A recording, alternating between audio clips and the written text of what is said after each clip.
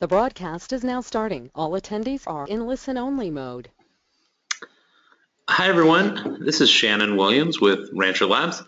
Thanks a lot for joining us today for our last meetup of 2015. We are going to be spending today digging into the details of how to run containers in Amazon. And I think we've got a really exciting meetup planned. We've got a lot to cover. So we're gonna try and move quickly. Just to, if you haven't attended one of our meetups in the past, I'm Shannon Williams. I'm one of the founders here at Rancher, and I run our marketing side. And with me is Darren Shepard, our chief architect and my co-founder. Darren, you want to say hi? Hello, everyone.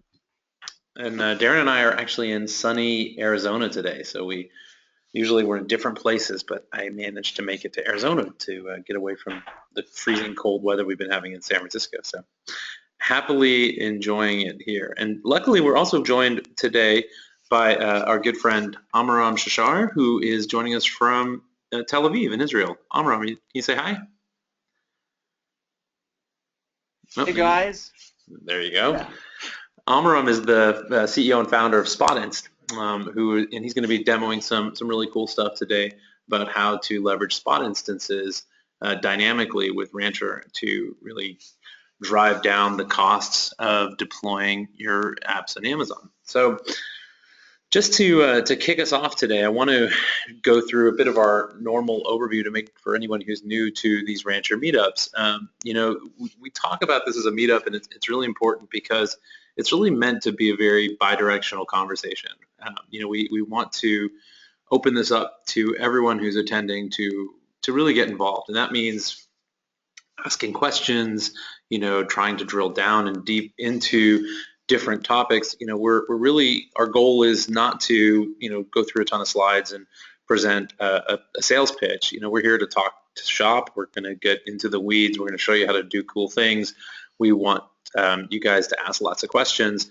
So, consider this, your meetup, and your participation is required.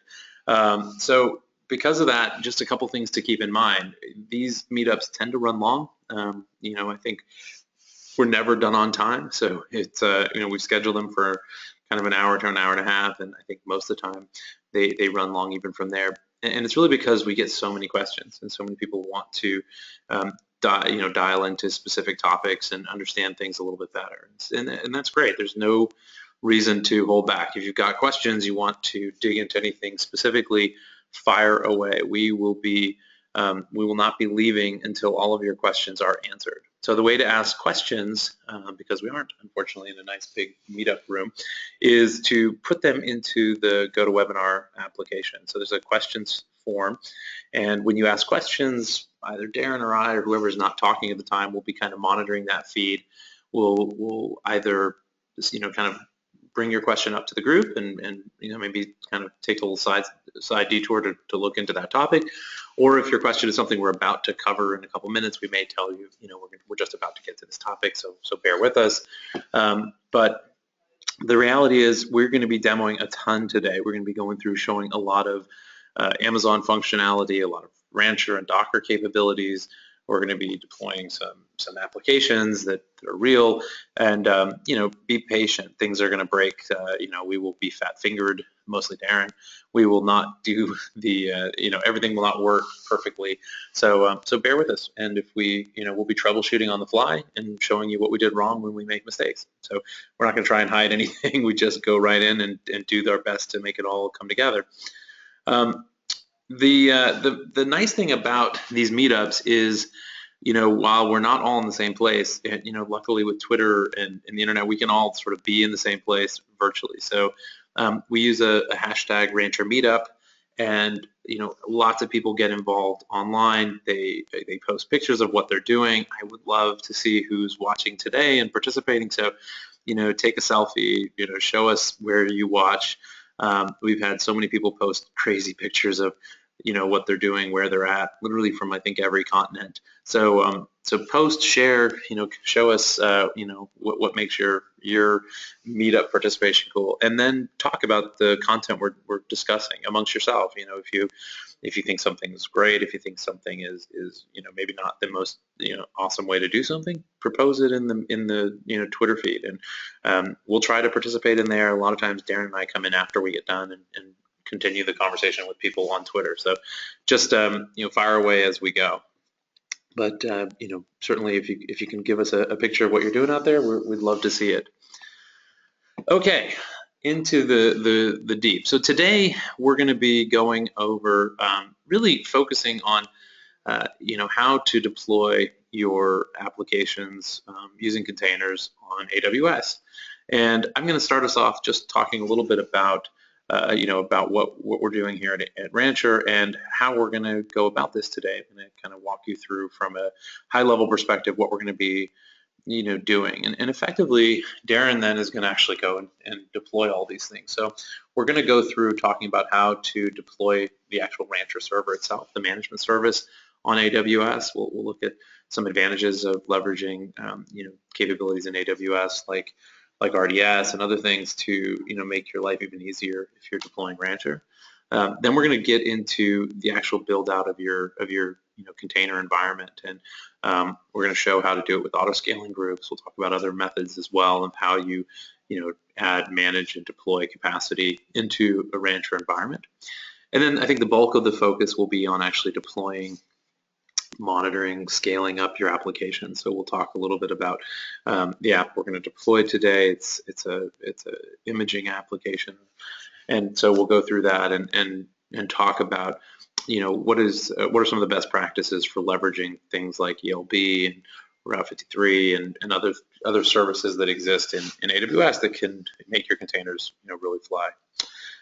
Then we're going to have Amram talk a little bit about Spotinst and what they're doing, and they're working with a ton of Rancher users to really put in some brilliant thinking about how to deploy containers on Spot instances and how to handle the inevitable fact that Spot instances come and go intelligently and gracefully. So I won't spoil it, but it's really exciting, a very cool thing, and as always, anyone who gets to come has to demo. So Amram's going to deploy. He's going to show you how to actually do this stuff and how to set up a Spotinst environment connected to Rancher and start to take advantage of the Spot instance market for your capacity, which is crazy cheap compared to traditional VMs. Then we'll wrap up just by giving you quick updates on some of the latest changes here at Rancher in terms of what we've rolled out in Rancher in the last couple of releases, and we'll wrap up with some getting started guides if you don't know where to get started. If you have to leave in the middle, I'll just say it ahead of time. We record these events, so we will be posting a video. Don't stress, it'll all be online. You can come back and watch it later. We try to put these slides up on SlideShare as well, so we get everything out to you to review, share with all your friends and colleagues. Okay, so I want to just a real quick overview of Rancher Labs, our company, if you're not familiar with Rancher. Rancher Labs really, we have two main open source projects that we work on and have out there in the market. One is Rancher OS, which is a tiny 27 megabyte distribution of Linux that uses Docker as PID1 and is a great place to run your containers if you want to minimize the footprint of the operating system. And it's really optimized specifically for deploying containers. And the other one is the one we're going to be talking about predominantly today, which is Rancher, which is a complete platform for deploying a private container service, a management platform on top of to manage and deploy all of your containers and clusters and everything you need to start using Docker as a deployment engine, either for your test environments, dev environments, lab environments, or production environments. So, when we talk about Rancher, I'll talk a little bit more about it. The value that Rancher provides to most of our users is this idea of a private container service. It's something that they can deploy for their organization or their use case or their department or their team to manage all of their infrastructure that they run containers on wherever that is. So in a lot of ways, it's It's similar to a public container service like Amazon's ECS, but it's software and it is not tied into a specific cloud. Rather, it runs on any cloud. So with Rancher, what you're doing is you're gathering up resources from literally anywhere you can get a Linux host. So it could be a bare metal host, it could be coming from a private cloud, it could be coming from VMware, or it could be coming from a public clouds like we're going to talk about today in Amazon. And those resources are put into what we call environments. Environments are pools of resources that can be used to provision your containers on. What's neat about these pools is we layer in a full software-defined network to connect these containers, even if those containers are in different types of data centers, different types of resource pools. So an environment can be a hybrid environment with some capacity coming from bare metal hosts in your lab and other capacity coming from a public cloud provider. So all of those hosts are effectively pooled. The network services and storage services that Rancher provides get deployed into those environments so that as you start to deploy your containers, whether you're using Swarm or Kubernetes, we're enabling you to deploy those containers consistently across any infrastructure and with confidence that the network's going to be consistent. Obviously, the container themselves is consistent, the storage services are consistent, and then we wrap around it all of the sort of functions you need to actually use this stuff in the real world, like user management, controls, plugins to your alerting systems, an API, CLI, and now the kind of new and cool thing we've done recently is what we call the Rancher Catalog, which is a full layer that connects to your Git repos and allows you to push application stacks down and version those and deploy them with all sorts of configurations pushed in. So we're going to show all of this stuff today and talk a bunch about it as we're going, and we're going to show it really in the context of how to leverage AWS to do it.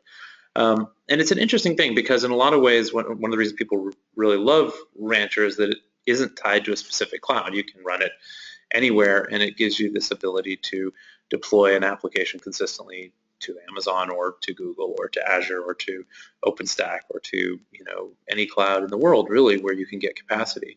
But at the same time, because of its popularity, we have so many people who are deploying Rancher and Docker just on top of Amazon, or at least maybe running it as where Amazon is their main resource pool, and then maybe they're adding capacity in different availability zones or from different clouds when they have a business need that makes sense to do that. So what we're going to go through today is we'll start by going about how to deploy Rancher's management service on AWS. And the management service of Rancher is really kind of the it's the brain. It's where we keep all of the basic information about what hosts we have, and it's where you issue commands to tell the system how to go and deploy your container. So it's an important service. It's not in the data path, so it doesn't necessarily have to be incredibly resilient. But most of our users do want it to be, quite robust because it handles all of the actions like auto scaling when you want to pull a trigger to say scale up an environment or deployment or HA health checks and such. So when you're deploying to Amazon, there's a couple different ways to do this. One of them is you can build up a CloudFormation template and deploy an entire Amazon Rancher cluster, I should say, in kind of an HA configuration. Today we're going to focus on a little bit simpler deployment, which is just deploying Rancher as management service as a container on an EC2 instance. So, but we're going to take advantage of some Rancher, some EC2 functionality or Amazon functionality to make it really robust and quite easy to manage. So the first thing we're going to do is just set up some EC2 hosts. We're then going to deploy, we're going to use RDS to deploy the MySQL instance that Rancher is going to consume. We're then going to run, basically the Rancher server container onto that EC2 instance and connect it to RDS. And we'll be basically listening on port 8080 of that host. Then we're going to use ELB to push out to basically front this as an IP that we can hit from our DNS service. We'll also do SSL termination on that ELB, and that'll allow us to also make the EC2 instance highly available at some point if we wanted to, or at least restart it.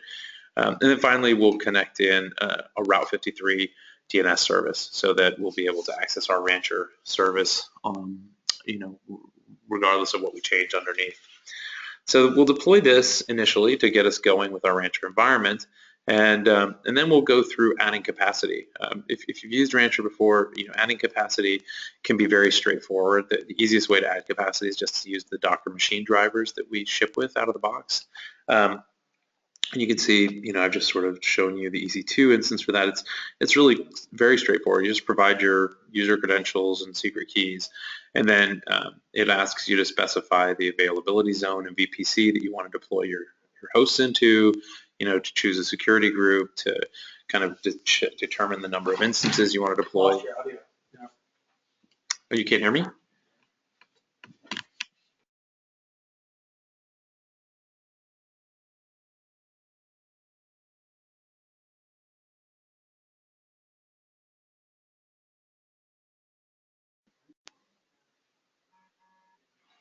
Oh, it looks like, hopefully my audio is still coming through to some of you. It seems like it got disconnected there.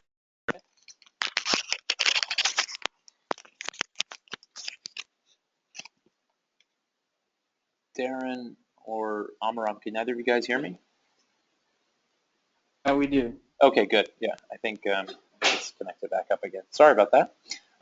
So using Docker machine, you can add in this capacity, deploy individual hosts, and deploy these VMs into the environment that you're going to be creating for deploying this infrastructure.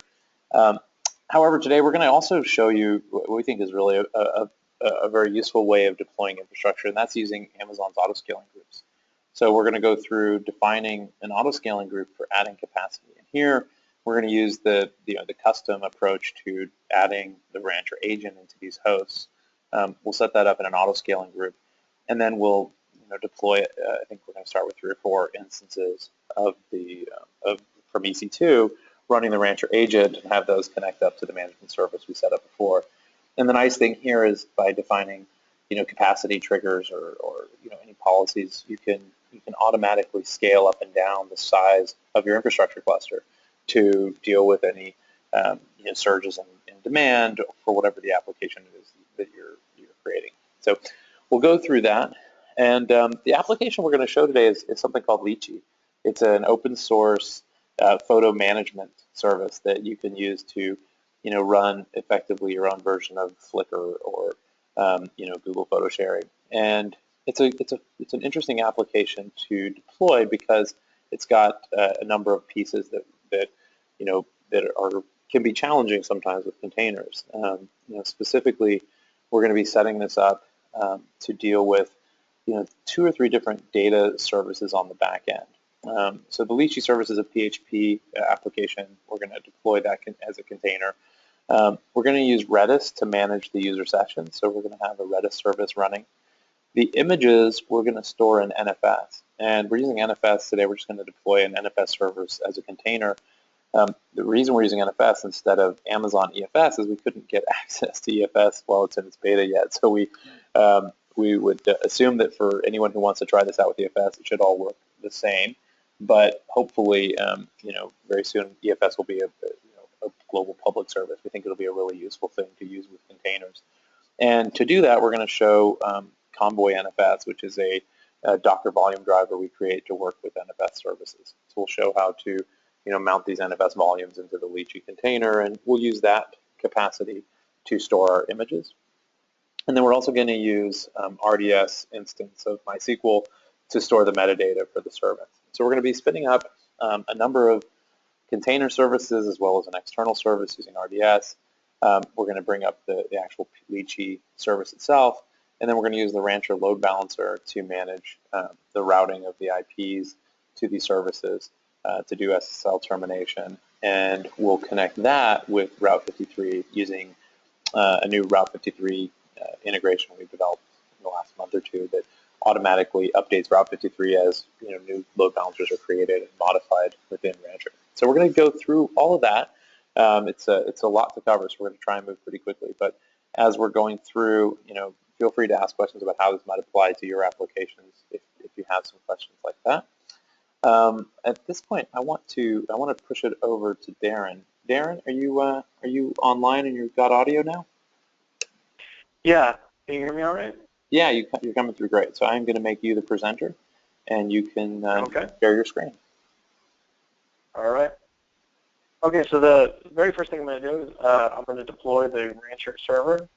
Yeah, so the last meetup we deployed, oh, I forgot the name of the application, but it was an audio sharing application. This one we're going to deploy Reachy, which is a photo sharing application. But the last demo went pretty well. I think I only had like one major screw up. So we're kind of upping the difficulty on this one. So I'm pretty much guaranteed to be troubleshooting some things. We're going to be setting up a lot of stuff in Amazon, and I will probably, I'm almost guaranteed to mess up something. So we're going to start with running the Rancher server. So we're going to start with launching an EC2 instance. Everything I'm doing is I'm going to be using Rancher OS, but nothing is actually tied to Rancher OS. It all works fine, Ubuntu, Red Hat, basically any Linux distribution running Docker. But we're going to do things on Rancher OS. So the very first step here is I'm just going to go and launch an instance. I'm going to do everything through the console. I think it's a little easier to see what I'm doing through the console than if I was doing through the command line. So I'm going to find my Rancher OS image here. We're going to just run with T2 mediums for pretty much everything. Okay, so to review the things that you care about for the Rancher server is when you launch a Rancher server, you care mostly about the security group. So we need port 22 open, that's kind of normal for SSH. And then we need port 8080. That's going to be where we're going to run the Rancher server. Okay, so let me launch.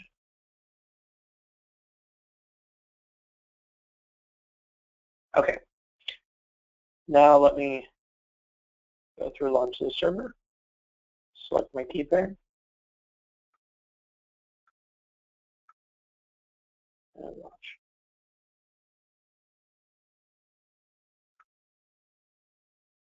Okay, that's going to, that'll take a minute or so for Amazon to spin that up. Let me just go through, click on here. We'll give it a second to start up.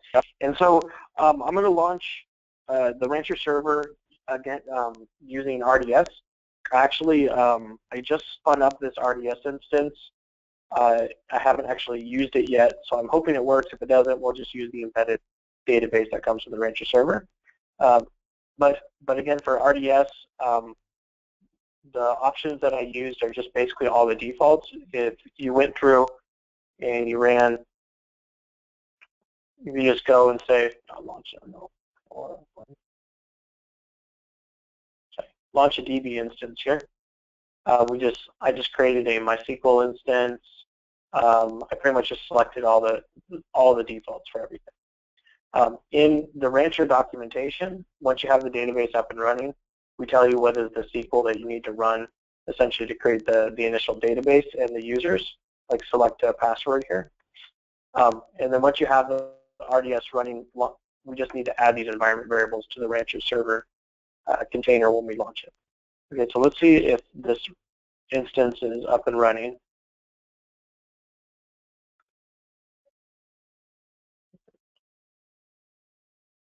So this last one here, let me just name this so I can find it later. Rancher demo. Just copy that, go to terminal.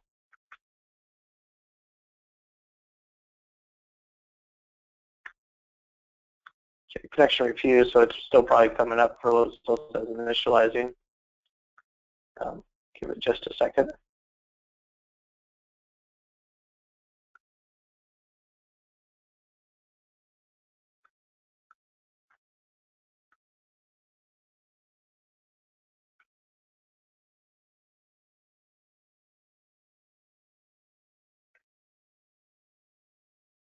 So wait.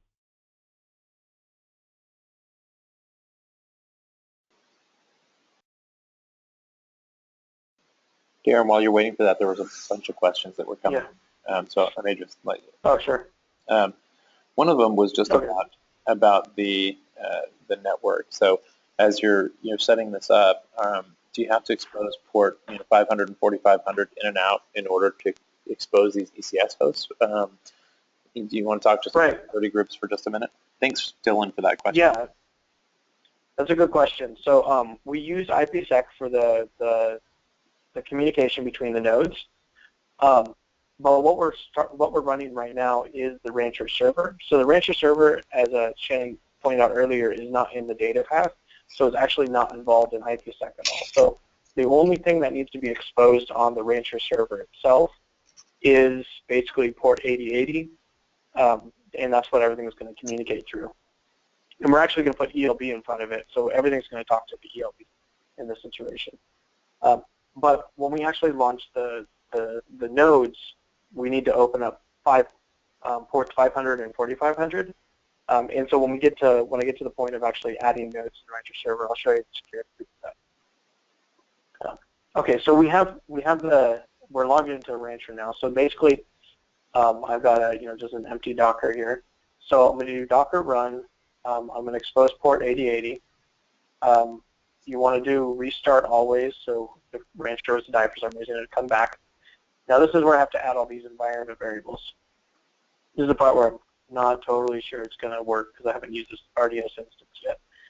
So you need to put the host. So it's host port, the name, which is the database that you would have created. By default, we usually tell people to do cattle. You can name it whatever you want. And then username and password. And so I got to go back to the RDS console to get the host name of that RDS instance that I created. RDS.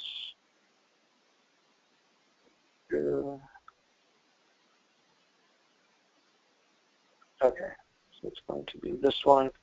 So basically, I just need that host right there. Paste that in. And then the next environment variable is going to be the port, which is by default 3306, and that's what I already have.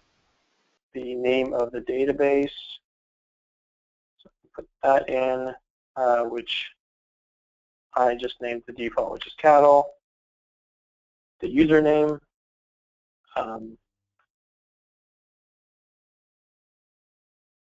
which I also just put as cattle, and the password, which is also cattle. This is not a very secure database. Okay.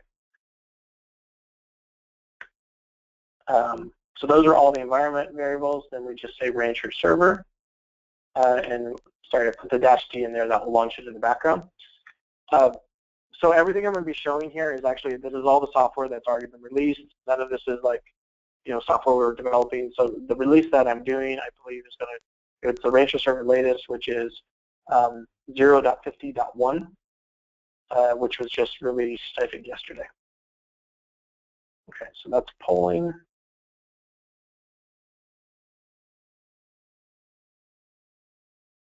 A second to extract all that.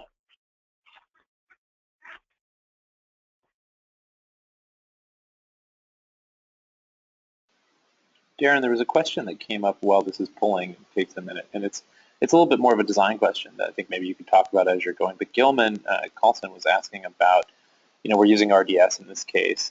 Do you recommend or prefer RDS over having a containerized database on the host? And he was saying that they tend to do the latter, where they have two containers, one with the database and the second is the data volume with backups. So maybe you could just, compare and contrast those two approaches.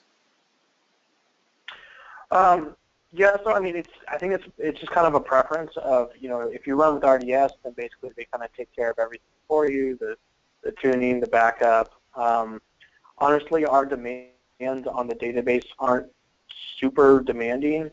That we basically we run most of our setups. We run most of our setups with the MySQL, like the MySQL container, with pretty much a default configuration, and it works fine with Rancher. So I don't think it's very hard to administer the Rancher database, but it's just kind of what you prefer if you want to take on that burden of managing a database. Great. One other question Angel had asked just a minute ago. He was just a clarifying question. Did you say that you're using Rancher OS for the operating system on these EC2 instances? Yes, yeah. So this is actually, so if I just run, yeah, so this is Rancher OS 041 that I'm running right now. But again, this works on anything. I just kind of preferred Rancher OS. So let's make sure this is actually coming up. 2187. Yeah, that looks good. So these, you see these messages when it's basically the very first thing the Rancher will do is it will do a database migration and make sure the schema is up to date. And so I created before this call, since RDS takes a while to create, I created RDS and then I ran that SQL statement, these SQL statements here, which just creates an empty database. But Rancher will actually dynamically deploy the schema.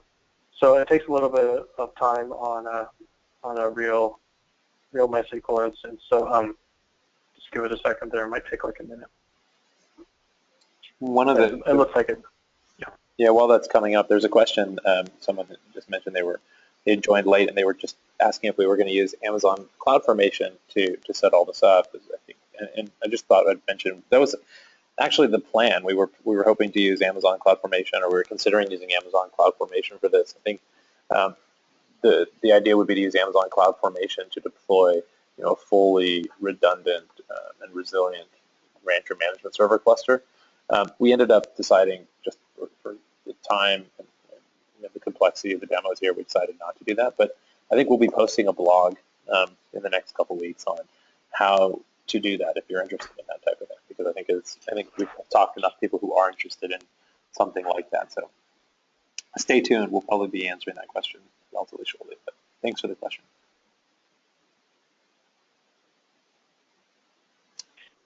Okay, let me just check back and see if that has started now.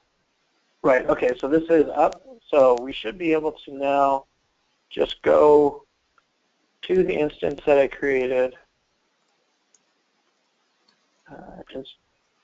Oops, oh, sorry, wrong thing.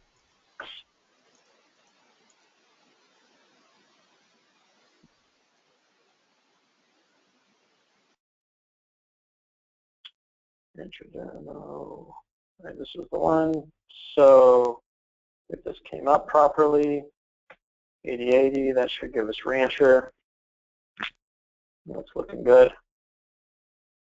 Okay, so that came up. If we want now, we can actually go to the admin and turn on access control.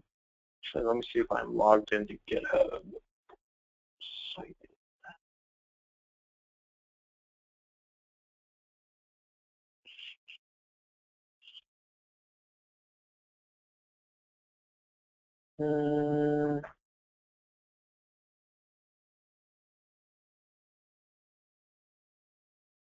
Let me see. Nope, I'm not going to be able to log into GitHub because I'm using SMS, and my phone does not give text while I'm on the phone.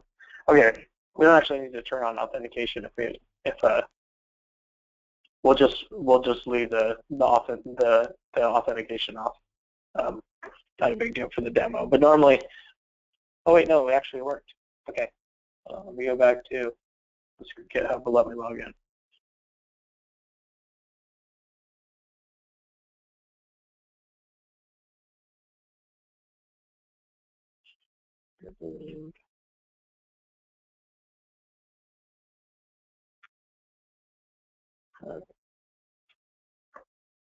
Oh, okay.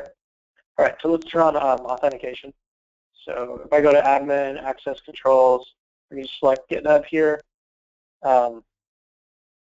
Basically, I just need to copy this URL. Oh, you know what?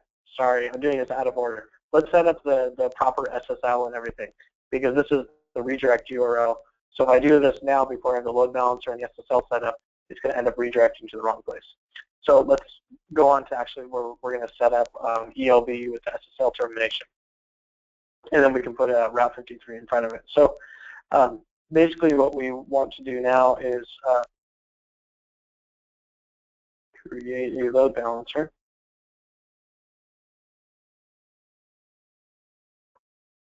Okay. So we'll create a load balancer. And this is the kind of the tricky thing. We use WebSockets. So we use WebSockets.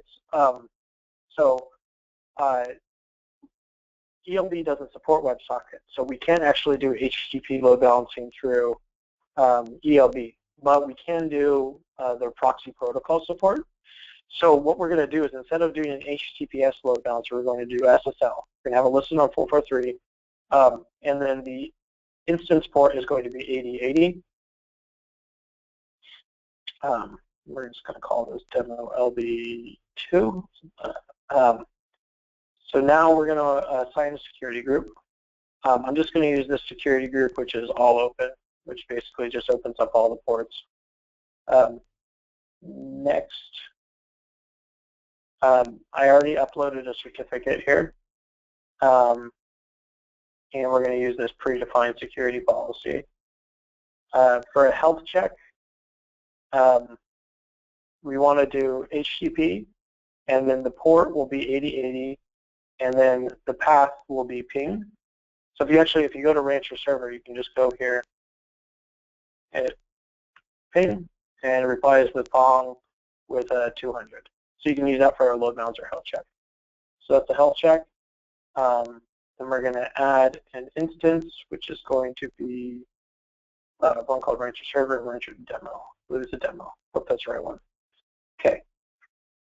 And we're going to add tags and view and create and create. Okay. So demo LB2, this is the A record that is set up. Let's click on that. Sorry, it needs to be SSL, HTTPS.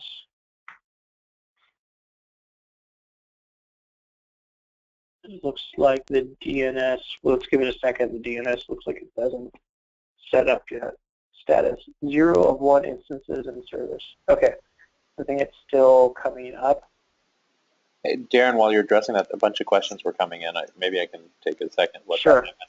And so I'll start with one that kind of goes back a step to your deployment of the Rancher OS host, and it was from Lee Benson. He was asking if there was a way to provide some kind of Docker Hub or Quay.io logging credentials and fire up a container with the restart policy in the same cloud config file that you used to spawn the VM.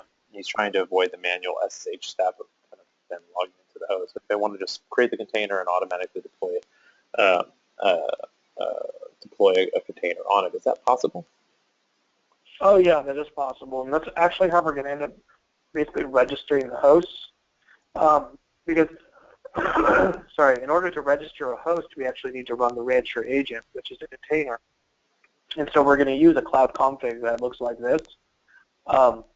And so when we get to registering the host, I'll show you this, but basically you can just put into the cloud config for Rancher OS, you do Rancher, that's our custom key in the cloud config, and then services.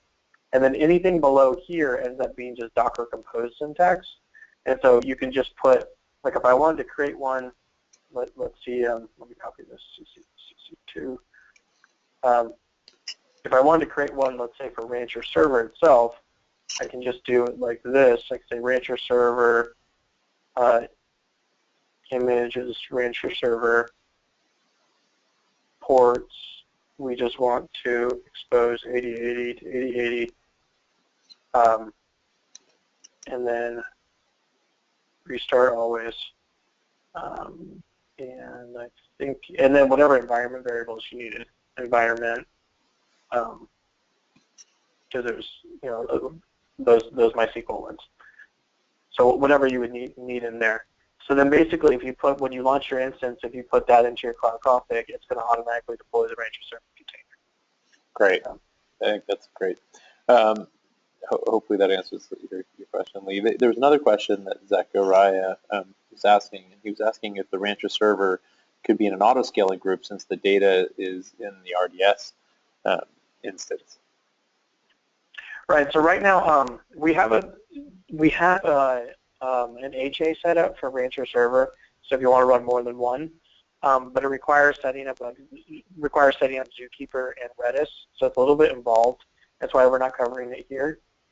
But as part of our GA release, which will be Q1, we have a much simplified, like a much easier approach to HA, and then at that point, it will be very easy to run it in an auto-scaling group.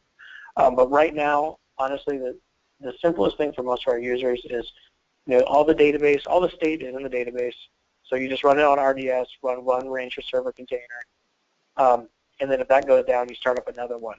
So if Rancher server goes down, what that means is you just can't provision new containers, but all your existing containers, the networking, the DNS, all that stuff still runs. So you can actually bring down the server, and it has no, impact to the existing containers. Hey, there was a follow-up question from Lee about the cloud config stuff real quickly. He was asking if that would, he specifically was referring to private repos. And so. So for private repos. Yeah. Yeah, so private repos, we actually have kind of like a bug or a feature request in for that. So the problem with the private repos right now is you have to,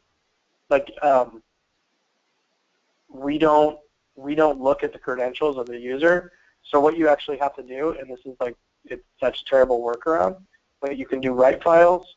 I don't know the full syntax, I always forget it here, but you say path etcrc local. Well, you have to do two write files, sorry. First you have to do home rancher docker config.json, and then you need to write the contents of that file in here, which that's basically your credentials. Then after that, you actually need to do in RC local contents, you put in here a script that you basically do docker pull whatever your image is, let's say from like Quay.io, because basically this first write files will put down the credentials on the box. The second write file does a script which will pull the image, and then you can define the service in here because it'll have the image. So we're going to end up fixing this. We have a bug out for it right now, but you can't right now.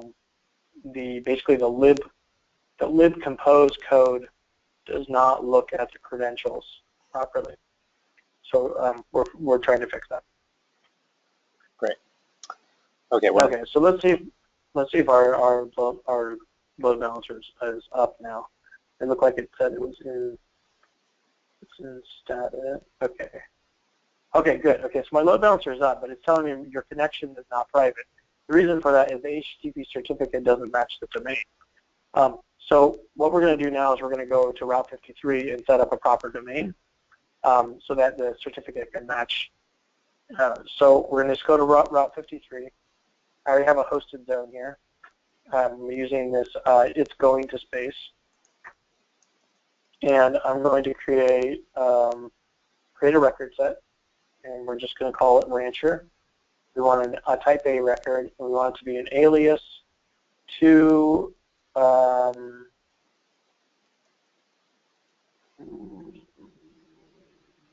this one. This is my load balancer I just created. Okay.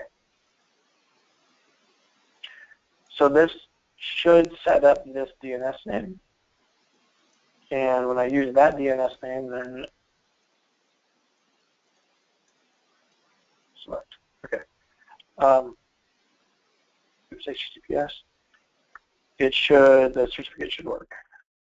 Rancher dot it's going to space. Perfect. Okay. SSL is green. Everything's good there.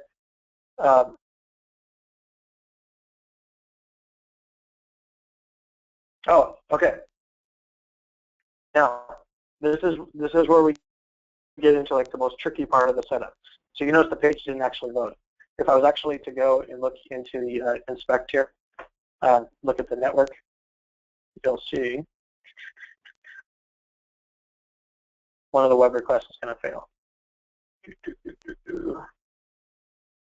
user preference here, like it's failing. You can see the URL is going to HTTP. So the reason for this is, as I was saying before, is we have to use the proxy protocol support in ELB. Since they don't support WebSockets, this is where it gets tricky. So we actually have to turn on proxy protocol. And the thing that's kind of a bummer about the proxy protocol stuff is they also don't allow you to do it in the console.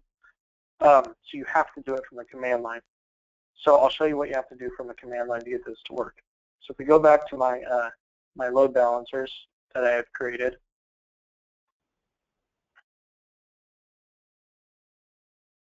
load balancers. Okay.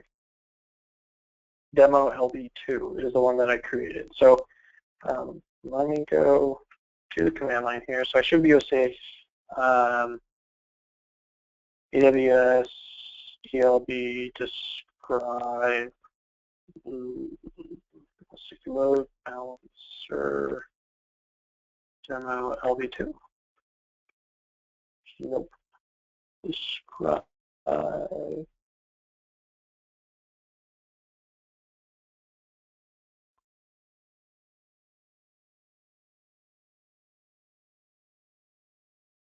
wrong. Okay, go to cheat sheet.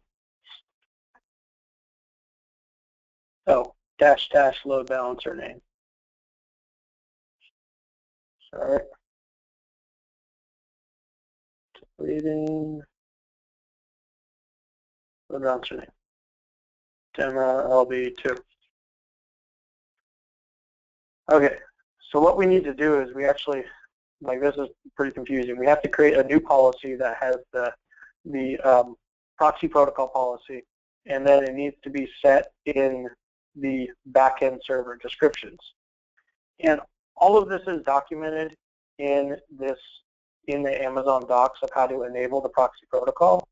And it basically comes down to running these two commands that are listed here. First, we create this load balancer policy, and then second, we set the load balancer policy. So I have these commands already saved here in this file.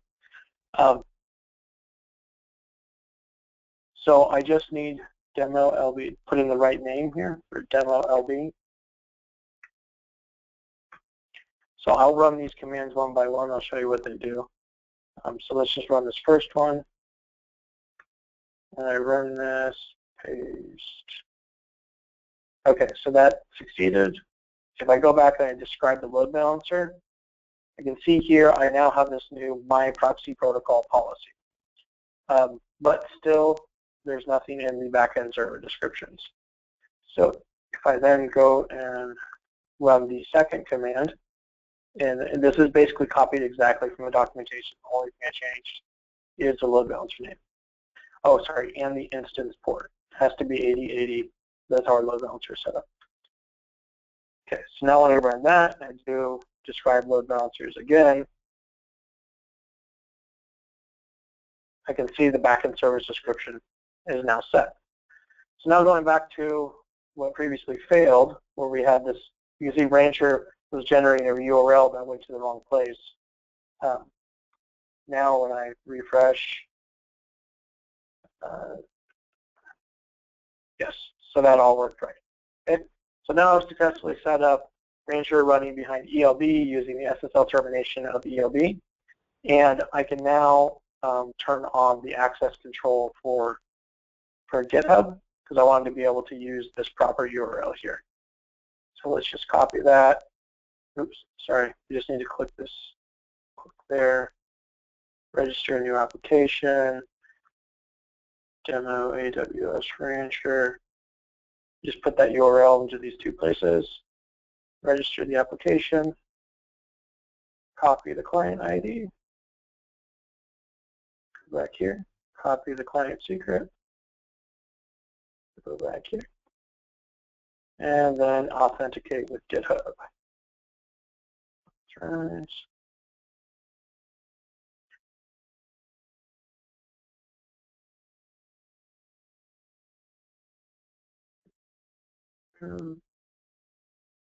Okay, so now everything's set up. I got GitHub. I've got a good SSL certificate running behind ELB, and this is running on RDS. So this is a pretty production-worthy setup now. let's see if there's any. Yeah, so I think that's basically, so now this has my, at this point I have the Rancher server set up. So basically at this point now we're going to start spinning up new nodes so that we can launch our actual application. I don't know if there's any questions. It's kind of a good stopping point. Shannon? Sorry, I was muted as I talked in. There were a few questions. I think we've covered most of them as you've been going. One of the things that there were a couple questions about was really about storage and what we're going to go through in a little bit on storage. So I think I think in general we'll kind of hold those for a little bit further. There were a few more questions about Rancher OS as well, about different options for cloud config. But again, I think we'll try to sort of hold some of those so we can get through a little bit more of this. One of the questions that I think is quite relevant is about adding capacity into the Rancher environment and an auto-scaling group. So I think it's one of the things you're going to show next. Yeah. So that's basically the next step. So I don't know. I think I can just dig into that now. Perfect. So as we talked about before, it is really easy to add hosts basically through our Docker machine integration, which is you can just put in your, like for Amazon, you can put in your access key and secret key, and that will basically go out to Amazon and spin up a new machine. We're going to do this a different approach. We're instead going to deploy machines into Rancher using an auto-scaling group. And so this gives us a nice functionality of just saying, like, I want 10, I want 15, I want 2, or you can put some scaling parameters on there, looking at the load of your host or the number of containers, and then you could auto-scale those. And you could have multiple auto-scaling groups and different pools with different tags and scheduling different. So there's actually a lot of really neat flexibility you can do with auto-scaling groups with Rancher and Amazon. So we're going to start with, to do an auto-scaling group, the very first thing you need is a launch config. So we're going to go and let's create a launch config. So again, I'm going to use Rancher OS. This works with, basically any operating system, but like Rancher OS. Okay. So we're going to go to the HVM one. We're going to launch some T2 mediums. Really for any of these, even a nano would actually work. But for whatever reason, I'm just going to do a T2 medium. Okay, so let's go through configure details. So we're just going to give some demo LC1.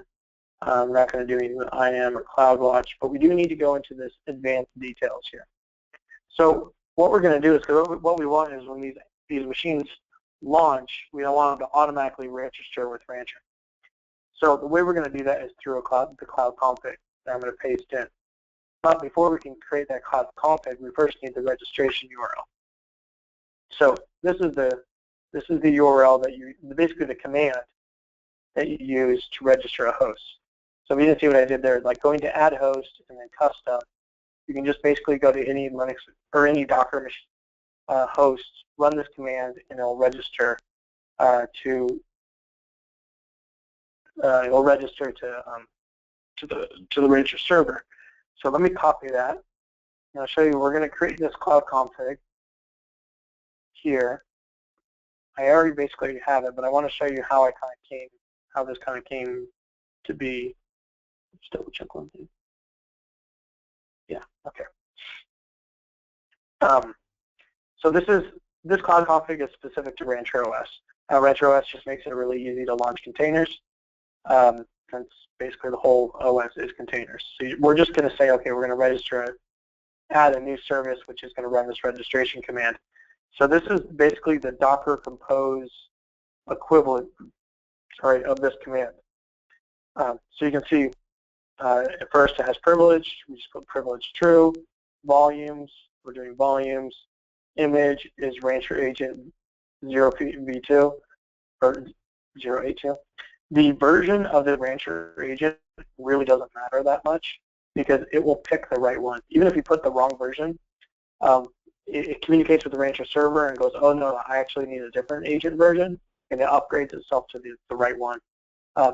So that's one thing you don't have to worry too much about of like, oh, my cloud config, like I deployed a new Rancher server, do I have to go and update the agents or the cloud config I'm using to deploy? It doesn't really matter. It figures it out itself.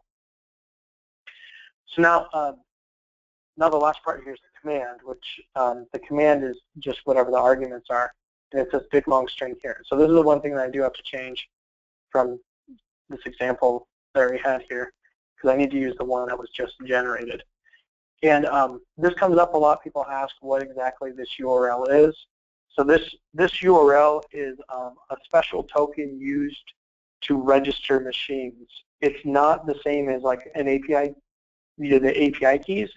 Like in the UI, sorry, in the app here, you can go up to like API keys and create an API key. This is different. This is a registration token, because basically what happens when you register a host with Rancher is we create an identity for that host. So each one has its own set of credentials, and this token is the way that we can basically create new identities in that environment. So this URL here is tied to this specific environment. Like if I had created different environments, I'd have a different URL.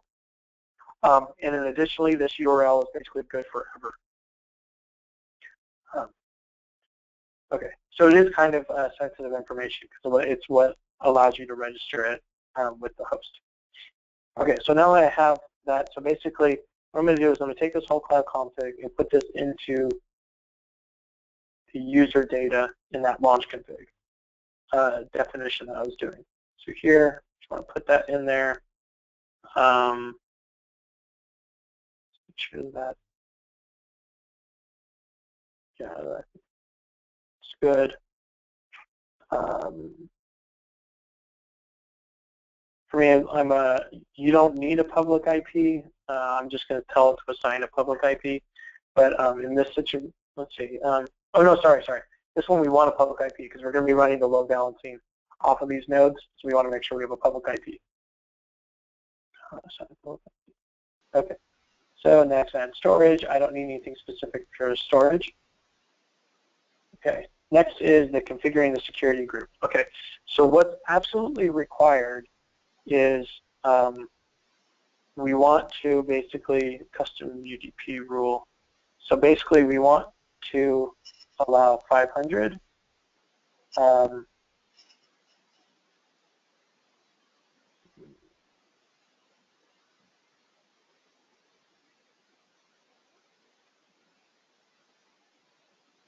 me just say.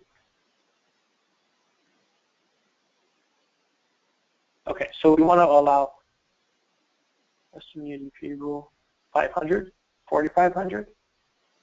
So this is the IPsec traffic, so all the nodes can communicate with each other. But here's kind of the tricky thing, is that when you look at the, these nodes are going to be opening up public ports, like out to the internet.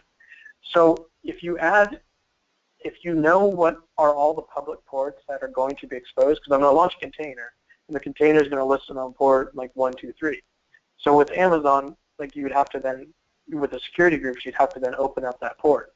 So it's kind of up to you of, you know, do you know all the ports that are going to be opened for these nodes ever, then send them into the security group, or you have the other approach of, well, I can just actually open up everything because the nodes are basically secure by default. We don't, like when you deploy a container, it goes onto the private network, and we don't expose any of the ports unless you actually expose them. So if you want like a really secure setup, then you can go, you absolutely need these 2 ports. We need this for communication. And then you can add whatever additional ports you want. The simplest setup is honestly to just basically use, to just open up everything.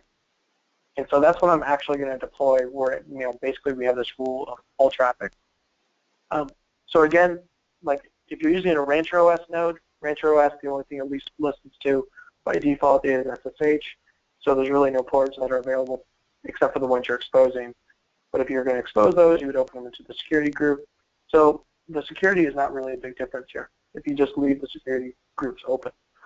But again, that's up to you. I know a lot of organizations have much more strict rules around that.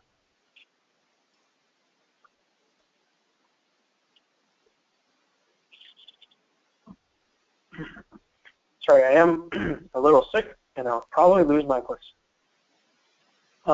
Okay, so launch configuration. Let me just make sure everything's looking good. Storage, security groups.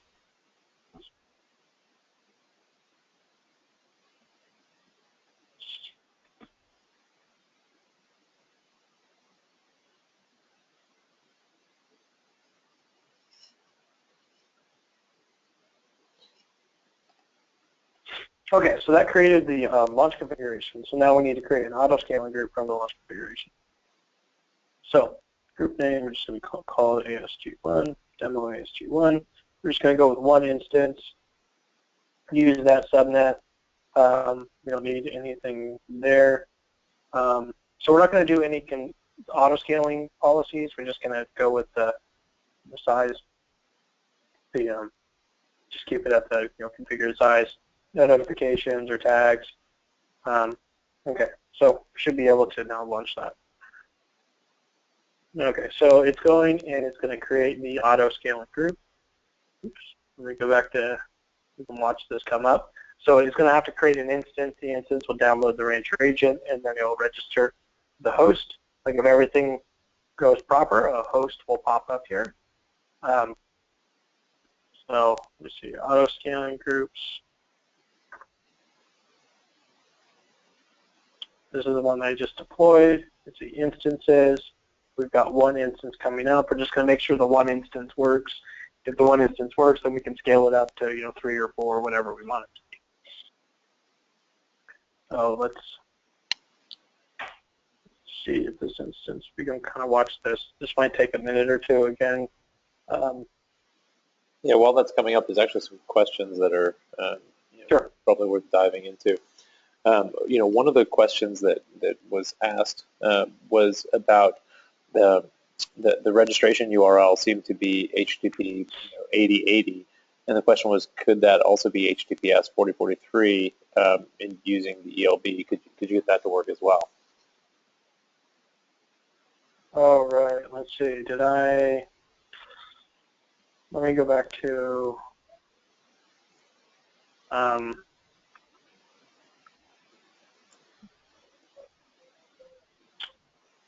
that is interesting. Yes, it can be HTTPS. And now that you're pointing that out, it's wrong. It's not actually going to register because I don't think we opened that. So that auto-scaling group you just created won't work.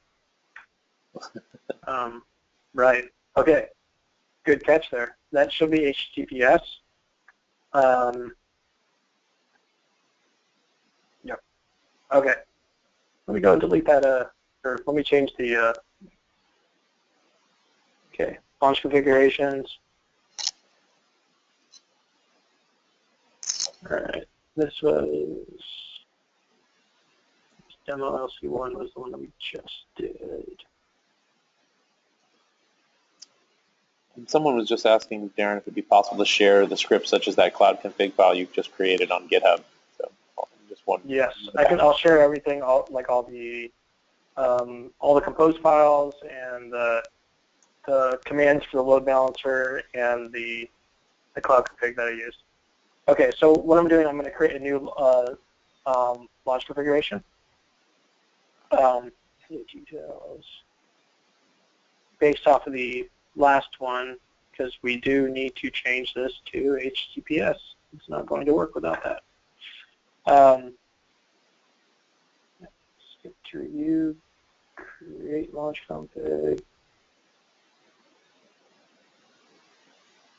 Okay, and now we're going to create a new auto-scaling group,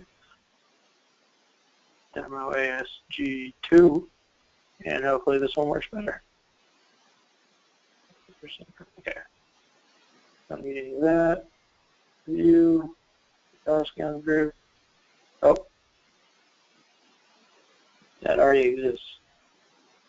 Retry failed task, back to review screen, change name. ASG3.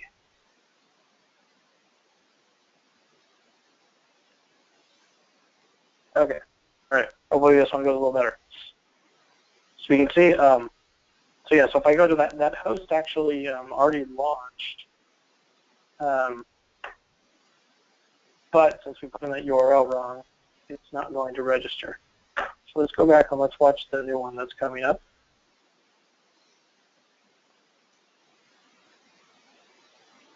Scaling groups. So we got, this is the new one. Okay, so this is still pending. This is coming up. If we've got a second while that's launching, there was a couple other questions. One of the couple questions that were a little bit more about Rancher OS. One of them was kind of a bit of a general question about how Rancher OS sort of fundamentally compared to standard Linux distro with Docker installed. So what kind of limitations do typical users have when using Rancher OS over a standard image with Docker installed? What support does Rancher OS have for Docker plugins and things like that? Anything you can just chat about that? Yeah, I mean, so when you look at like what Rancher OS is it was really designed to be the smallest possible thing that we could run Docker on. So basically the idea, if you have less parts, less things, it should be more secure because there's less things you have to worry about, and then because there's less things you have to worry about, you don't have to patch it as much or worry about how it's configured or what like artifacts and cruft might be on the server. So when you look at Rancher OS, it's really just the Linux kernel and Docker daemon. Right now we are running the Docker daemon actually as PID1. So basically absolutely everything in the system is a container. So kind of the limitation of Rancher OS over a standard distribution is that you have to bring in everything as a container, which takes a little bit for some things that are more advanced like storage and whatnot. But basically at this point we've gotten pretty much everything to run in a container. There's I can't think of anything off the top of my head that I know doesn't work. I'm sure there might be something, but most everything, like Docker has enough flags with namespace control and whatnot that you can pretty much get it to the point where you can run pretty much anything in a container. But it is a little bit more tricky. The other thing about Rancher OS is since it's so bare bones, like it doesn't ship with like the default console is just BusyBox, so it doesn't have it's just BusyBox, has no package management, anything like that. But again, if you want to run like LSOF or strace or something like that, you just pull that in through a container. But it's a little different approach, so it takes a little bit getting used to. So I think the main difference, is just really that everything's a container, and then you have to kind of put everything into the context of running it as running all commands through containers.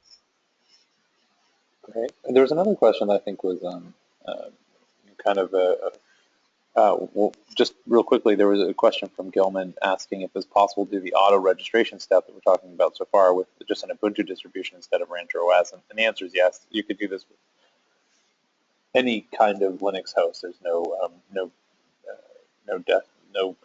reason you couldn't do it with anything. So I think that would be fine. There was another question that had come in just while these are booting about the Docker machine integration. And in that case, it was just about, if you saw in the Docker machine, it sort of asked you to put in an AWS access key and a secret key. And the question Dusty had, which is a good one, he was wondering if he could use his IAM roles instead of putting in the keys, as that's kind of the recommended practice.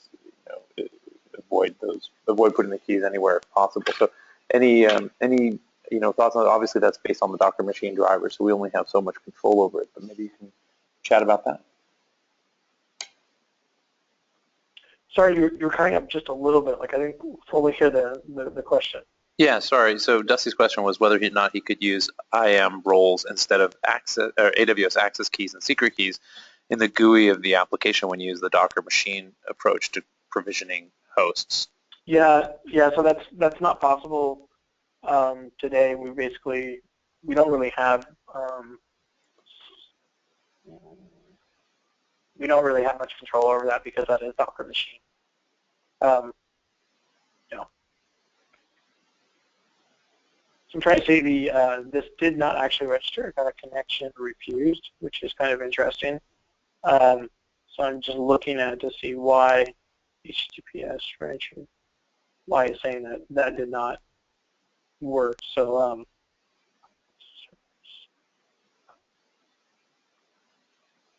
just run that one more time.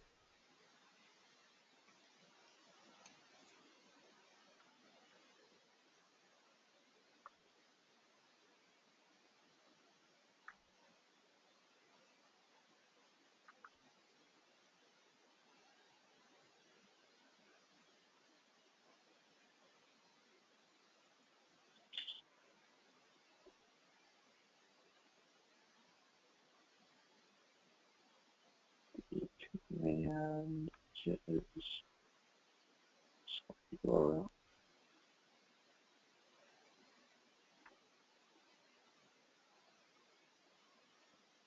Well, shoot.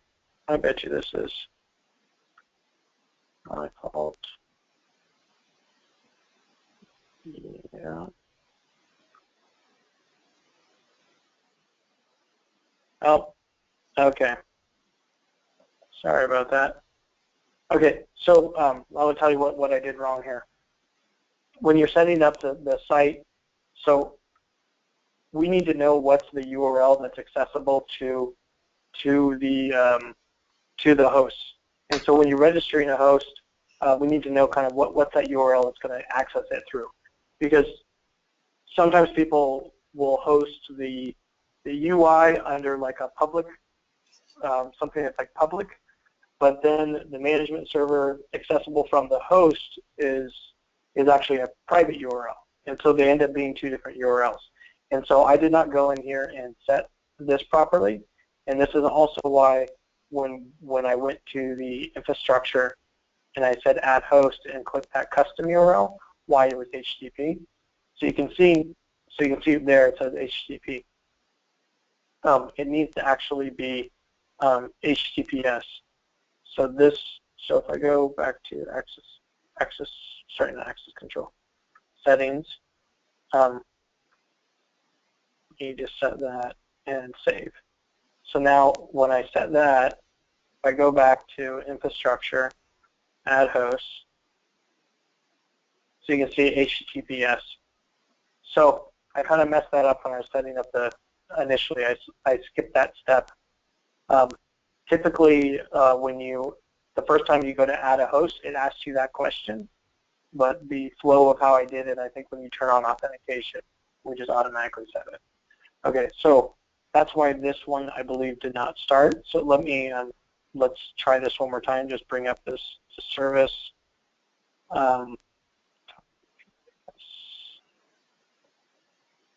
Yes. Okay, so that's going better now. Let's look at the Rancher agent. Oops. Okay, so we should see if we go to hosts. Okay, so that came up. Okay, so now looks like everything's configured for the auto-scaling group. Basically, I should be able to now go into the auto-scaling group. LC1.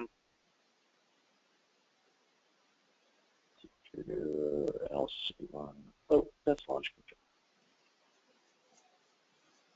Yeah. ESG3.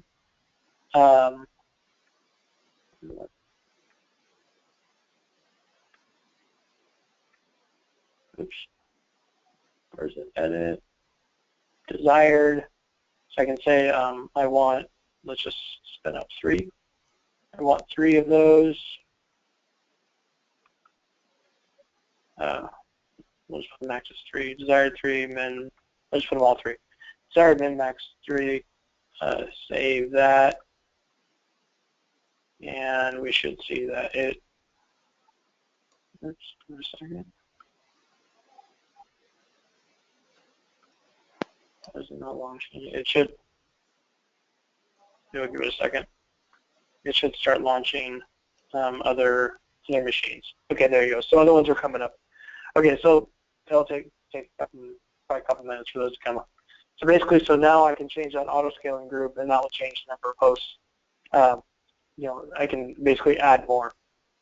One caveat is if you shrink the auto-scaling group, you still need to tell Rancher that the host is gone. Like you go in here, you say deactivate and then delete. So we don't actually know the host is gone unless you tell us.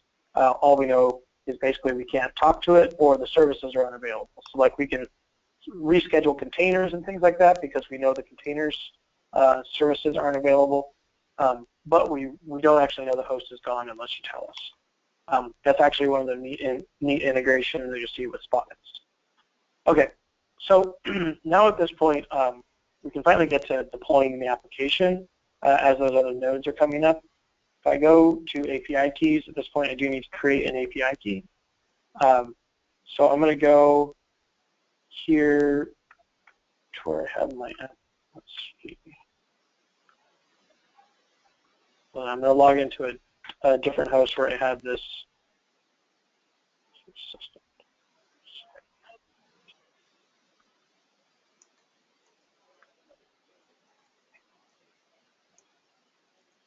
Okay, so this is where we're actually going to deploy the Lychee application. And I need these API keys, so what I'm going to do, I'm just going to set up an environment here. Rancher URL is going to be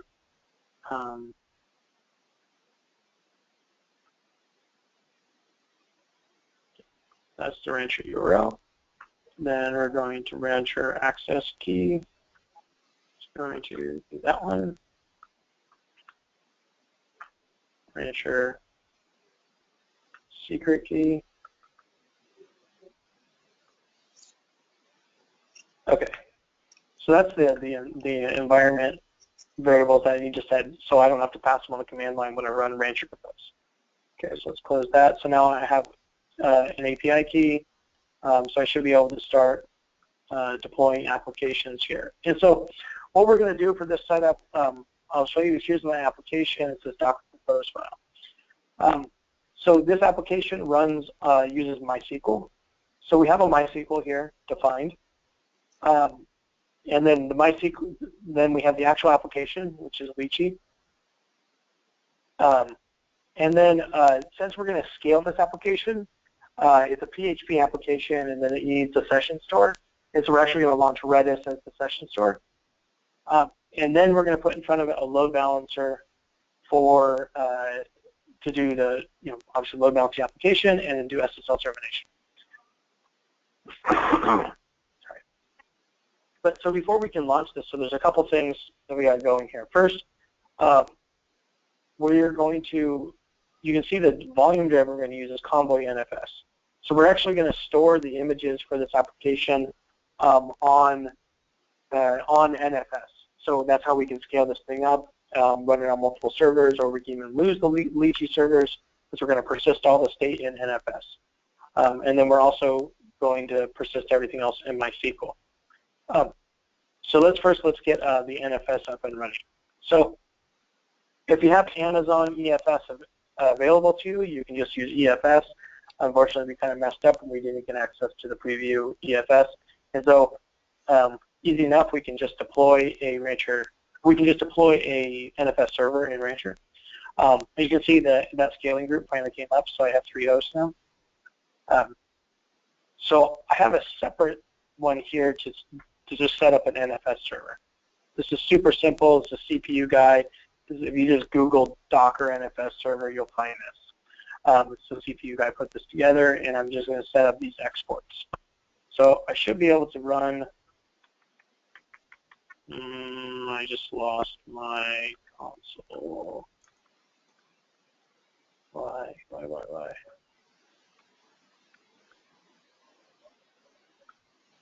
I'm not quite sure why that console timed out. Let me log back.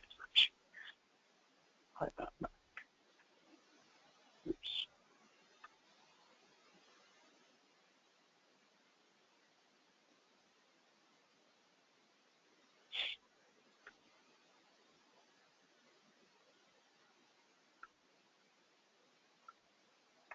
All right.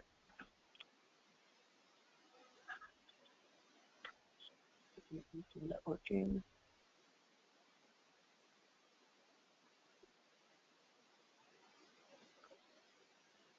Okay, I don't know. Like there's some blip in our Wi-Fi here or something in the network. Okay. Okay, so I'm just going to run Rancher Compose up.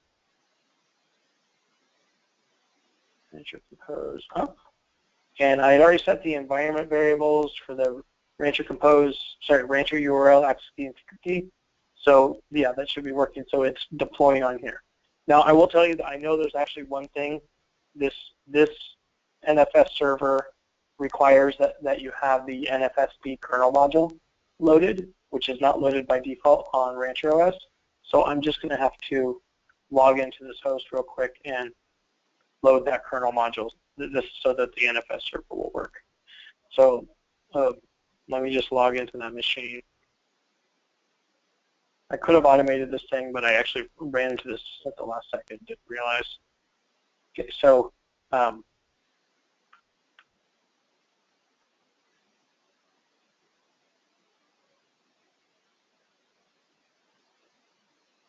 probe NFSD. That's it. Okay. Let's go back here. This container is still coming up. You can see storage extracting. So it's downloading the image, it's pulling the image and extracting it out. So it'll be up in just a second. So this is just launching basically my NFS server. Let me click on the logs here and make sure this came up right. Exporting daemons, that looks good. Okay, so it looks like the NFS server came up fine. Okay, so what I'm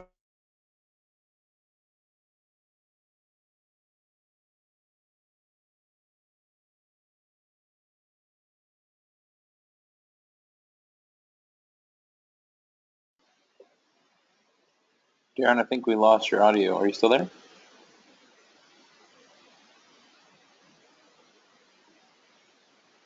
I can't hear Darren right now. No, I think, Darren, we lost your audio. I think we lost you there for a second. Hopefully get back in just a second. While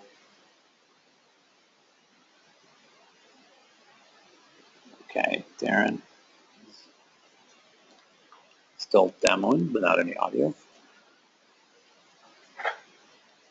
and the Convoy NFS. The name of the stack is actually important. Hey, Darren, this is Shannon. We lost you there for a second. You sort of broke up. Maybe 15 seconds. Sure. 20 seconds. Just as you were going through setting NFS. Right. So so I should say, so we're going to add this Convoy NFS. What I was saying before is this all the software that I'm deploying is already available in the catalog. So this is actually already in the catalog. So we're going to deploy this. The stack name is actually really important. Convoy NFS. The name of the stack is the name of the Docker driver. So when I look back at my application that I had here, sorry, wrong window. Let me go back to this Lychee application that we're going to deploy. The volume driver, it has to be the name of the stack. So the same thing here. Okay, so NFS server, this is what I just deployed, so I'm just going to use that one. The mount directory is exports, and then the mount options, this one, the mount options are basically the exact same options you would pass to like the Linux mount command. You would get this from basically EFS would tell you what are the proper options that you should be setting. For this setup that I have with just a simple container, what I need to do is this talking photo. Yeah. Okay. And then click launch, and this should launch Convoy NFS. Now, if I go back to my infrastructure here, you can see what's deploying here. So so let me go to this view. You can see we have two services that is deployed. One is called NFS Storage Pool. This is the storage pool agent, and then there's another one called Convoy NFS, which is ends up being a global service that gets deployed across all nodes. So I look at my infrastructure here. This is the storage pool one. There's just one of those, and then Convoy NFS gets deployed across each one. Okay, so we can see if everything works right, this initializing should go green. If it doesn't, then we've got some issue, and we will figure out what that issue is. But it does take a second for it to come up. Okay. So let's see. I'm waiting for those to come up. wait for all these, networking, getting that all up. Oh, you can see here it's extracting it's deploying the network agent for the first time. It might take a second there.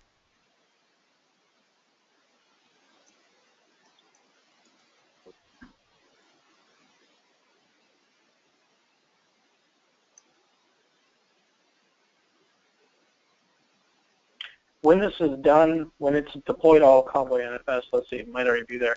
What will happen is a new storage pool will pop up here. So it'll basically register and it'll say, okay, we have this new shared storage pool for Convoy NFS. There were a couple questions about Convoy that came up, Darren. Brian was asking if we would be releasing a Convoy EBS agent in the catalog anytime soon. If that was in the plan. Yes, we will. We will be doing that pretty shortly. So the way Convoy is kind of a standalone project in itself. So Convoy is separate, and then we then write the kind of Convoy Rancher integration. And so there's already EBS support in Convoy if you just want to deploy Convoy yourself and configure it.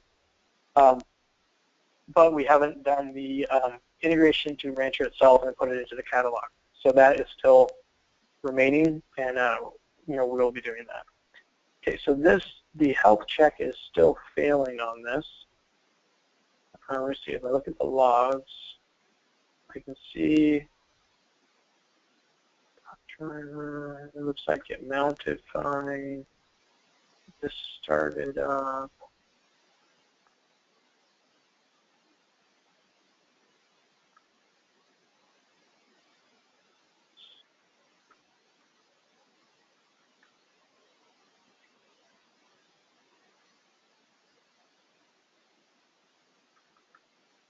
There was a question while you're looking at this asking about whether the overlay network are running in encrypted mode. Do you want to just discuss that? Sorry, was the question, is it running encrypted mode? Yeah, is the overlay network running in encrypted mode? Yeah, so we're doing IPsec with so it's basically using AES encryption. So it's encrypted by default. We actually don't have an option right now to turn off encryption, so it is always encrypted. Oops, what was the wrong user? There was one of the comments that someone was asking about was the requirements from a Docker perspective to run Convoy. Someone was mentioning that they had a lot of issues trying to make Convoy work with Docker 1.8, and that really didn't work. You need to be on 1.9.1 or greater. Is that down to just the availability of the volume, or is that taking advantage of some fixes that are in 1.9.1? Let's see. So, yeah, I mean, to set up Convoy manually takes a little bit of effort because you have to register the socket. So on 1.7 it was kind of involved because it was still an experimental. 1.8 became easier, but we don't. I don't know. So this is kind of like Convoy itself is a little bit more advanced to install by yourself. It's kind of why we have like the integration with Rancher is we then make it really easy. So I do know there's there's kind of some manual steps to getting Convoy to run by itself without Rancher.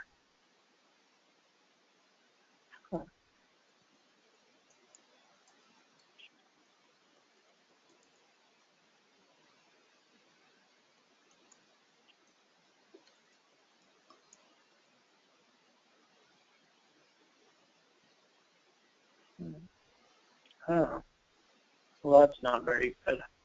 Okay, so these are starting to come up now. If you're watching what I was doing there, basically I restarted the network agents. The networking actually had some issue coming up. We're actually aware of some issues around like the very first initialization of the networking. Like when you launch a brand new host, we use Raccoon as the key exchange. Managing the key exchange, that's what we currently have. We're switching to Charin this week, which should address a lot of these initial setup issues. So what you kind of saw there was a kind of a known bug, and unfortunately happens on the first deploy sometimes. It's quite irritating. This one still hasn't quite come up. We'll give it some time. But these other ones, you can see that one went green, that one went green. Okay, that one's green now. Okay, so basically all the NFS came up. And we can see we have Convoy NFS is up and it's available to these 3 hosts. So we have a storage pool defined with these 3 hosts. Okay, so now looking back at our application that we were going to deploy. But yeah, okay.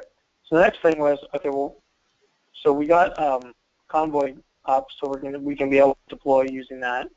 The next thing is that we're going to use SSL, do SSL termination on our load balancer. And so in order to do this, basically there's a corresponding file that we use called Rancher Compose. This refers to this certificate, which is called space. So basically, before I can do this, I need to register a certificate in here so the load balancer can use it. So I'm just going to do this really quickly. First is the private key. Then you need to do the actual certificate. And then the cert chain, which basically whoever issued the certificate typically gives you the chain that you need. This needs to be called space because that's what I called it in my Docker Compose file. If I save that, if everything goes good, when you click on it, it should parse the certificate and everything. So you can see this is a wildcard certificate for it's going space. You know, here's the expiration and a little bit of serial number or some information about it. Okay, so so now my load balancer should be good. When I deploy that, we'll deploy the application in a second. And so the very last thing was, you can see I actually have MySQL defined in here, which we actually want to use RDS. We don't want to use the MySQL container. So this is a nice feature of Rancher of like, you can have this compose file that you can deploy. Like, let's say I have dev and test. I can launch this in dev and test and just use a MySQL container because I don't actually want to launch RDS and pay for RDS.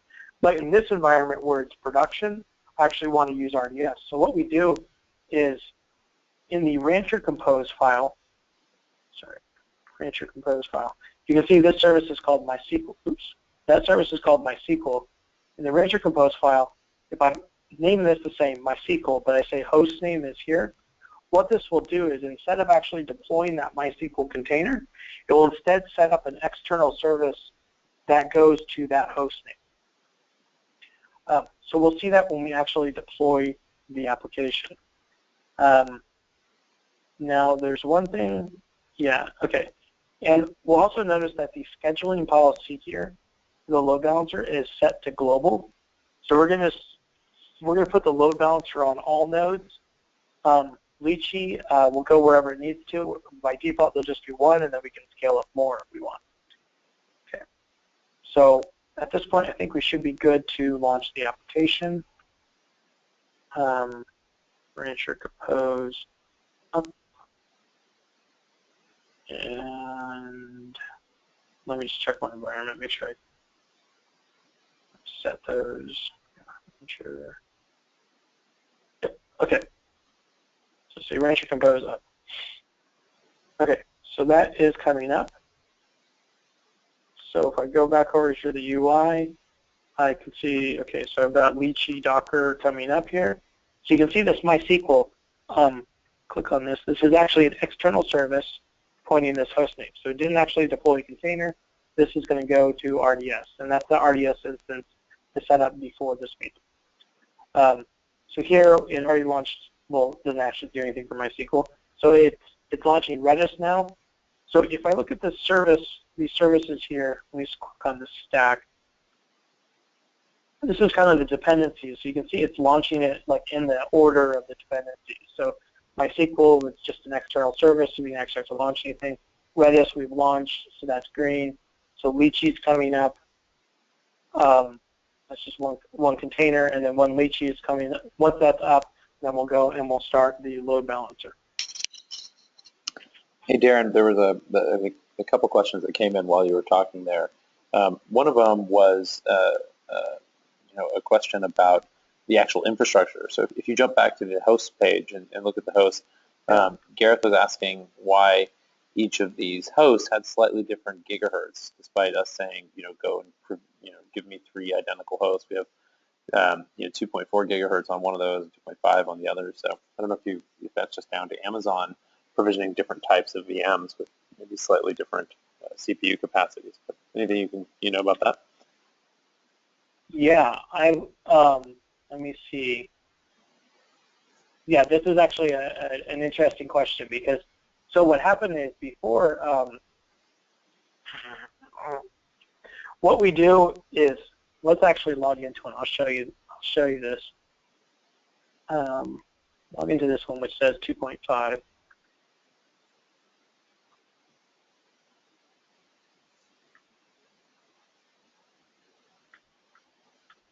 Okay, so if you look at, so what we would do before is we would take this number. So what we're reading is the proxy CPU info, and so we would actually read this number here. But what we found out, the problem with that is if you're running on most modern Intel, like this you see is definitely on bare metal, you don't see it in VMs as much. This number will change dynamically as Intel scales the CPU up and down. So instead, what we actually do is we parse out this string, and so we look for this here out of the model because this is a little bit more static. So that one which said 2.5 is coming from here, and so now I'm curious if I log into this one, which is 2.4, what it will say.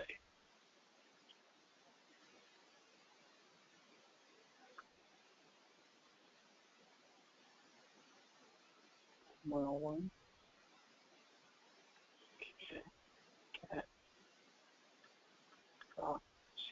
Yeah, so that one's 2 more cores. So basically this is just Amazon giving us different machines. So I got an ES2670 on this one, but I got an ES2676 on that one. Yeah. And then one of the, so another question was about these external services. As you bring these up, Joseph was asking whether you're able to use any AWS service with Rancher, such as Elastic Cache, Elasticsearch, and CloudTrail as external services like you did with RDS there. Right, so when you're creating an external service, so an external service is basically, this is all based on like the DNS-based service discovery that we do. So if it can be whatever you want it to be. So basically this name we register in DNS, and you can have it point to IP addresses. So if you had multiple IP addresses, we will return back multiple A records for it, or you can have it point to a host name. So it will essentially be a CNAME. So the short answer is yes. You can basically point it to any other Amazon service, or you just basically point it to the IP or the DNS name that Amazon service gives you. Great. It looks like your service came up. Yeah, so it should come up. Let's see. So we click on that. So this application, let me go back to the compose file. I'll show you in the compose. Oops. Okay, so that came up there. Let me cancel that. Show you. So this compose file, we created 2 volumes.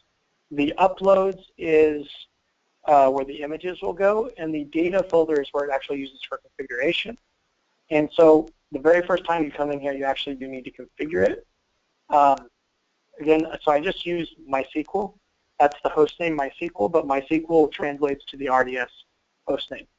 I could probably, package this so I don't have to do this on the very first startup, but I was somewhat lazy on this one. Okay, so that is now set up, and I should be able to log in with Michi, sign in. So now I have this site up and running, but it's not under a very friendly name here. So it's just under the IP. I just clicked on the 80, or if I click on 443 for HTTPS, this will give me a security error. So it'll say your connection is not private because the cert doesn't match. So now we need to do the next step of actually, let's set up the DNS let's get public DNS running for this service. So basically, the way we're going to do that is we're going to deploy another catalog entry. This is our Route 53 integration. And so basically what the Route 53 will do is it will synchronize our services and the name you give to services to Route 53. So we're going to deploy it here. The stack name doesn't matter. It can be whatever you need it to be. I'm going to use, you need to give it AWS an access key and a secret key. There's been a request put in to use IAM profiles. Yes, we very much want to do that. If you're actually running this service in Amazon, then it would just use the IAM profile of the machine it's running on. If you're not, well, so we don't support that today. You have to do access key, so we will add IAM profile support.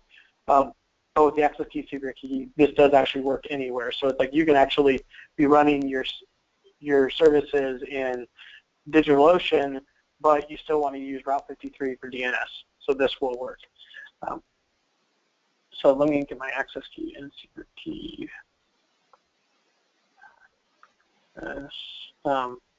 As with all these demos, I always delete these keys afterwards.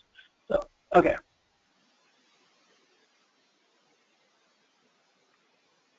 Okay, access key, secret key. You can just select the region you're running in, and then what's the hosted zone. And so the hosted zone, so if I go back to, let me pull up Route 53. I already have a hosted zone that I've set up in here. Hosted zone, this was what I did before. It's going to space. So basically, we want to use that. Let me go back to Rancher. It's going to space.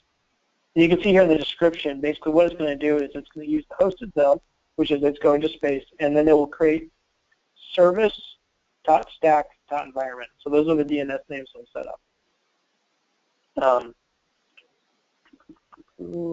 And everything looks good there. And now we'll launch it.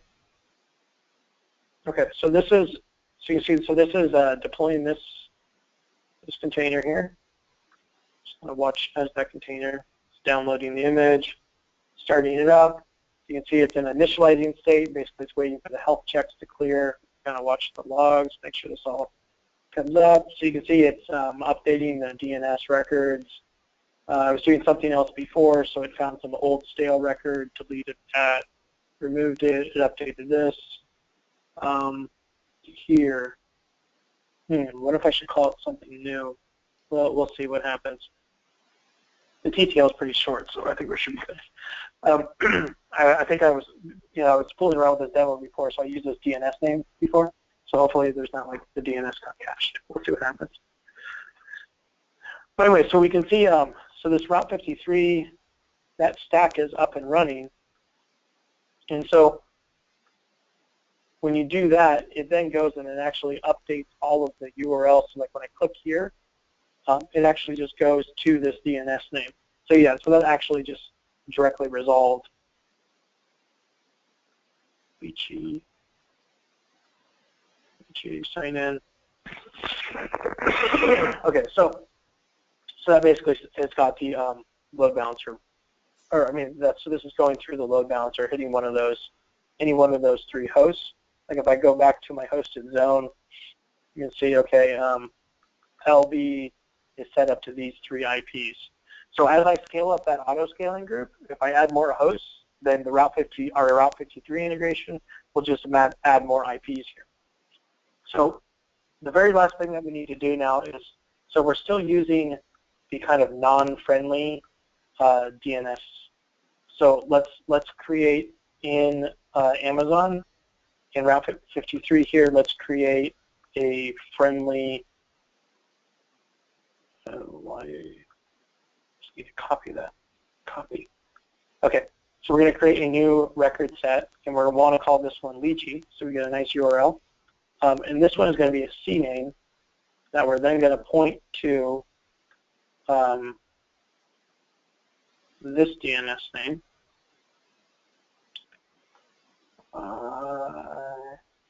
Yep, and we'll go with show TTL. Okay. So now, okay, so now if everything worked, I should be able to now change this to Lychee. It's going to space. Okay, and then I should also have SSF running on this one, which is the, yeah. Okay, so finally, I now have my full application running. So now if I go... Hey, Darren, just a quick question. Yeah.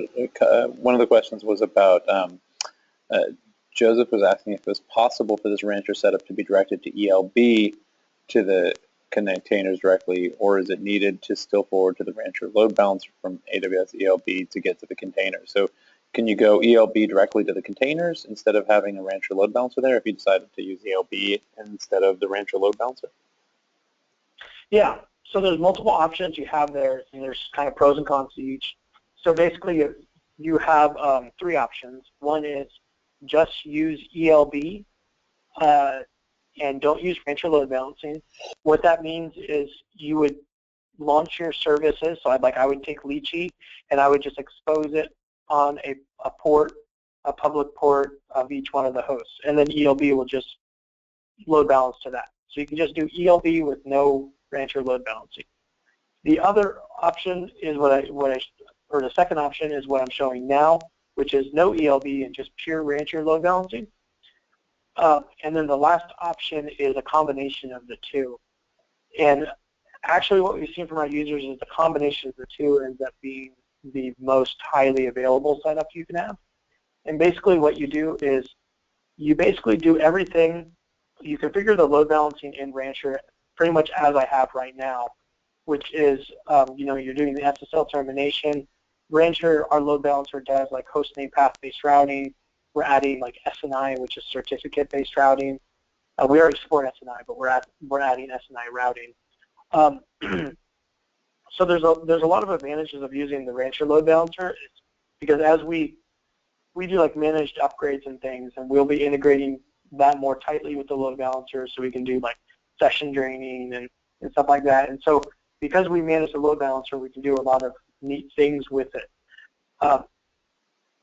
So there's like those are the advantages of using the Rancher load balancing. But ELB provides a nice, if you use ELB with Rancher load balancing, what you can do is you put ELB in front in simple TCP mode. So it acts as kind of like the edge load balancer, such that like if you lost one of the Rancher load balancers, ELB would immediately respond to that and then take it out of rotation. Whereas the setup that I'm currently doing right now, you have to wait for DNS propagation, because if I lose one of my load balancers, Route 53 will update. Then you have to deal with the DNS propagation across the world, which for a lot of things happens relatively quickly, but then sometimes can take a long time. There are like some corner cases. So what we've seen is the combination of the two is actually like the most reliable one, like the best HA setup. Then there was one more load balancer question from Alejandro. He was asking if you can do HTTP to HTTPS redirection using the load balancer. HTTPS redirection using the load balancer. No, we don't support that today. Yeah. Gladly take if you want to just put in an issue in our GitHub. So basically, under the hood, everything's just HA proxy. Honestly, we're just orchestrating HA proxy, and we actually give you a lot of. Actually, you might be able to accomplish this. I'll be showing a feature with HA proxy later that maybe you can accomplish this through like their advanced settings. But basically, anything that HA proxy supports, we intend to somehow support through Rancher. And so if HA proxy can do it, we can probably do it too. So I just put in an issue, and we can see if we can add that feature. Okay, go for it. Okay. So I think, honestly, at this point, I think I've got the full application running. We're using, what we have here, we're using Convoy NFS to plug into NFS, and we're kind of putting this this is kind of a placeholder of where EFS would go. So we're storing everything on you know, imagine that was EFS, we'd be storing everything on EFS, where this application is backed by RDS for the database. We're using Route 53 for the DNS. We could add ELB for the load balancing to kind of go on top of the Rancher load balancing. Right now we're just using Rancher itself. But yeah, so this is basically the kind of the full application up and running. Awesome. Fantastic. Anything else that you wanted to cover here before we pass it over to Amram to dive into spot instances and show us spot instances? No, I think that's it, unless there's any other questions. There are tons of other questions, but I want to keep this moving a little bit. So we'll come back and address some of these as we get a little bit later, but we're already getting close to 2 hours in, so I want to keep moving. So you know, if your question's been asked, we'll certainly get back to you on it a little bit later. But Amram, if you're ready, I am going to make you the presenter. Thanks, Darren, for going through all that. Amram, Thanks. let me see. It looks like you're still muted. Can you hear me? Yeah, I can hear you. Okay, great. Do you want to share your screen? There you go. I can see it. Great. So, hi everyone. This is Amiram from Tel Aviv joining here in this meetup. Thanks for the Rancher guys for hosting us in this meetup. Some funny facts. So we've met our Rancher guys a couple of months ago in the AWS reInvent conference, and we immediately understood how plenty of room there is for cooperation together, and we immediately started to work on the integration that I'm about to show you. So a bit about Spotinst. So Spotinst is the first virtual infrastructure as a service cloud that exists right now. And what we are doing, so we're helping cloud customers to utilize better the cloud infrastructure. Our SaaS platforms is designed to optimize any kind of infrastructure for performance, high availability, and the lowest cost. So it is a fact that our customers can run their application on Amazon and Google Cloud for 1/10 of the regular price. So how do we do that? We help the cloud customers to basically use the amazing resource, which is excess capacity that cloud providers have. And we're doing it using a prediction algorithm that bring the most cost-effective capacity in the most available way to the table. So think of it that you can buy 10 times more capacity that you normally run and pay the same. Or you can run the very same compute capacity that you have, but in 1/10 of the price. So it's pretty much amazing. So you can see we're rapidly growing in the last couple of months, and in the last month we have managed more than 500,000 EC2 instance hours through our platforms. So where do we meet Rancher? We're meeting Rancher in 3 main parts. We give a very solid and wise auto-scaling for Rancher. As you saw that the integration with launch configuration and auto-scaling group in Amazon is not that stable right now, and we have a very solid solution for that. You will see it right away in the live demo. We have an automatic container relocation. Whenever we identify that you are scaling more resources out or scaling resources in, we know how to relocate containers together with Rancher, and we're soon going to support live migration together with Rancher. And also we bring to the table the cost reduction aspect, which we are launching every time that you are asking for a resource. We bring you the most cost-effective Spot instance that we can find, and if we don't find a Spot instance, so we can provision a regular reserved and on-demand instance for you. So enough talking, enough presentation, so let's go for the live demo. I want to share with you an application that we made together that you can test during the whole live demo. That this application is up and running, and no matter what we're going to do to the servers, you'll see that the service is still running. So you can search it and task me during Rancher Meetup at spotinst.com. You will see that the application is working and brings the latest data from Spotinst API. You see how many savings were generated to our users so far, how many hours running using EC2, and how much instances we have launched. So congratulations for us. We've passed the 500,000 instances in the last 3 months. So how it's working? So if I go to Rancher, I have my stacks and I have my service, and you see that I have a service that I want to run at least one container on each host that I have in my infrastructure. And you see here I have 5 nodes running in Rancher. Those nodes are managed by Spotins. These are all EC2 Spot instances, and you see that I have one container running on each one of those nodes, and this container is basically running my application, which you're seeing here. So how it's worked behind the scenes. This is our dashboard at Spotins, and we have prepared a group of Elastic group of Spotins. This group consists of reserved instances, Spot instances, and on-demand instances. You choose. You have a bar, and you can choose whatever count of instances that you want.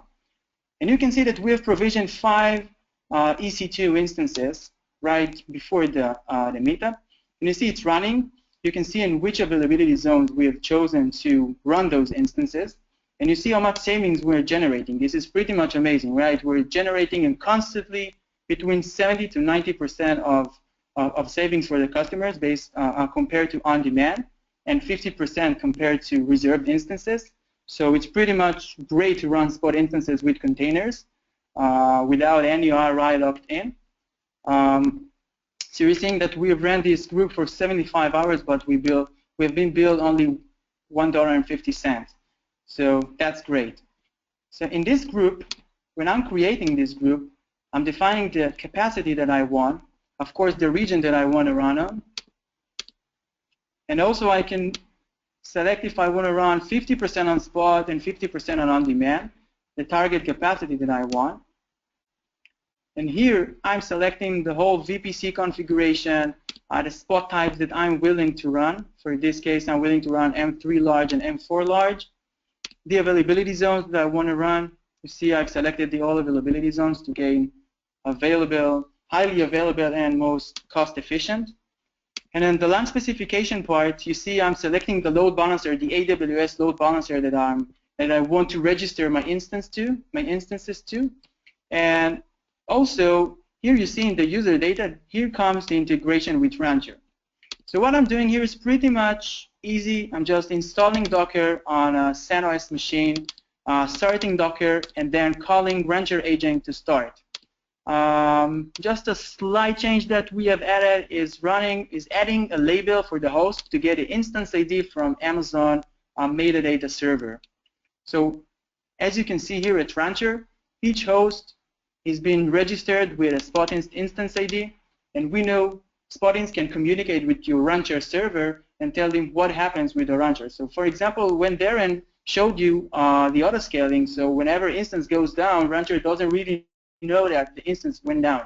And what happens here, that if we identify an instance is going down, we're calling Rancher and we're terminating and purging this instance ID, so you will have only the active instances in your service.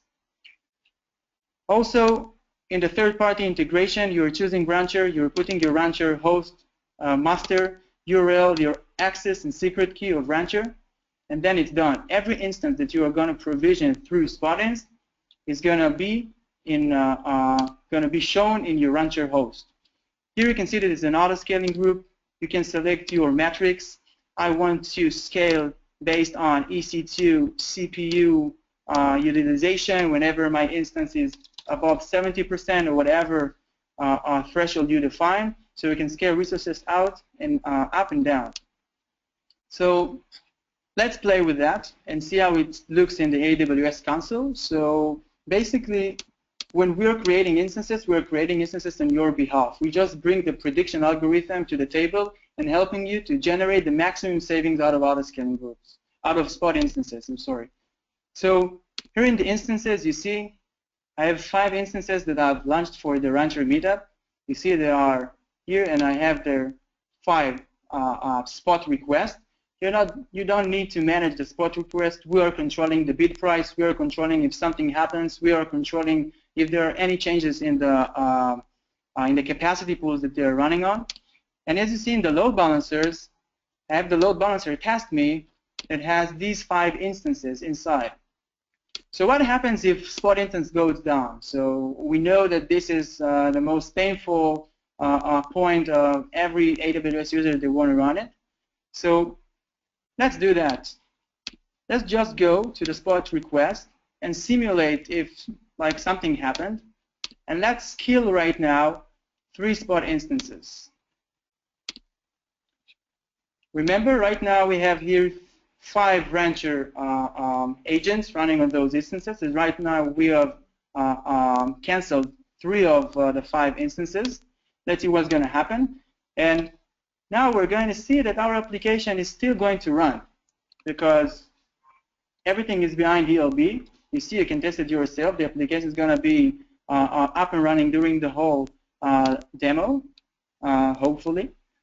And you're going to be seeing here that SpotInst in a few seconds going to see that something happened to the cluster and 3 instances went away. It's going to communicate directly with Rancher, going to deregister those hosts and launch additional hosts instead. Install the Rancher agent. You see what's going on here? Identify these instances as inactive right now. Right now he's pulling the containers off. He's making a very safe draining, and those instances are now disappeared, while 3 new instances right now is being spin on. See right here, you see 3 instances of an open state are waiting for getting approved by Amazon Spot mechanism, and once they'll be up, they'll be joining to the load balancer using the Rancher configuration that we have predefined. They're going to join this application. So security-wise, how it works, we're just getting an IAM role on your account, and we're able to manage your spot instances, see your load balancer, manage the CloudWatch alert and alarms, and that's basically all. There is a huge potential for running every containerized application on spot instances, and also with this amazing integration with Rancher. Let's see that this is still working. Yeah, it is, Shannon, if you are having any questions from the guys over there, so I'll be happy to answer. Yeah, absolutely. There was a question, Amram, about which clouds are supporting spot instances. So Amazon obviously supported. Have you guys integrated with Google to deal with spot instances there as well, or are there any other clouds that are offering spot instances? And, what's the general pricing model for these, comparatively outside of an Amazon environment? Yeah, so that's a great question. So firstly, yeah, we are also partnered up with Google Cloud Platform. They offer also a kind of spot instances solution, which called Preemptible VM, and we also support that. Preemptible VM can achieve up to 70% of a cost savings comparing to on-demand.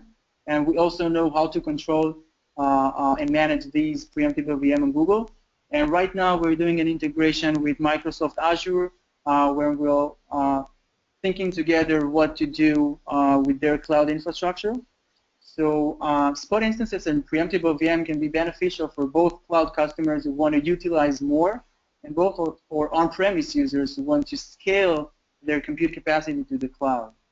Got it. There's another question that came in from Ashwin Shankar, and he was asking if databases can be run like this, or is it too unpredictable? He was saying it looks like it's more suited for front-end and middleware tiers of end-tier applications. Anything you can add to that, Amram? Yeah, that's also a great question. So first of all, if it's a single point of failure, so I would suggest not to run it this way, such as like a single MySQL server. But if you have a MySQL server with 2 read replicas, so yes, it is there is a very good prediction for running the instances for at least 3 to 5 weeks. So something might happen in this period of time, but you can always fail over to the other service, and you can run your whole stack in 80% less, so it makes sense. We have customers running Couchbase, Aerospike, and Elasticsearch, and also MySQL servers that having slave replicas. So first, if you have a single point of failure with your database, it's not recommended, but if you do have kind of HA, so it's a great to run it. Yeah, I mean, like a Percona DB, or I think Ashwin just had responded. He was thinking about Mongo when he was sort of posing the question. I think that's all the questions, Amaran, that we have right now on the topic. But that was great, and it looks like one of the things you just touched on really briefly is the availability coming up of live migration, and this is something we've been working on, and you guys are working on. I think the doctor's working on, and all pretty excited about the progress. I think if you imagine this, the use case that we were just demoing, where we killed without any notice the 3 hosts, is actually a pretty unusual use case for these spot instances. What makes Spot Inst great is it actually has predictability of like 5 minutes typically at a minimum when a spot instance is going to go away. And because of that, you're able to, if you say you are running a Mongo cluster here and you say, hey, all 3 of my nodes or all of my replica sets are going to go down, you can, very easily transition that to, an on-demand instance, or you could have one of your instances being some type of a persisting, pre-built instance to reduce the risk there as well. So a lot of cool stuff. And as we get into live migration, I think you'll see even more interesting use cases for these types of spot instances. But really interesting presentation. There's a few more questions that have sort of popped in since we've been talking about it. Juan Ignacio Donaso asked if there was any pricing. And then someone else asked what's the difference between the 2 products you offer on your website. So I think that maybe go together, and you can sort of touch on that. Yeah, so in terms of pricing, so we're completely altruistic and we don't charge you money unless we save you money. So this is how it works.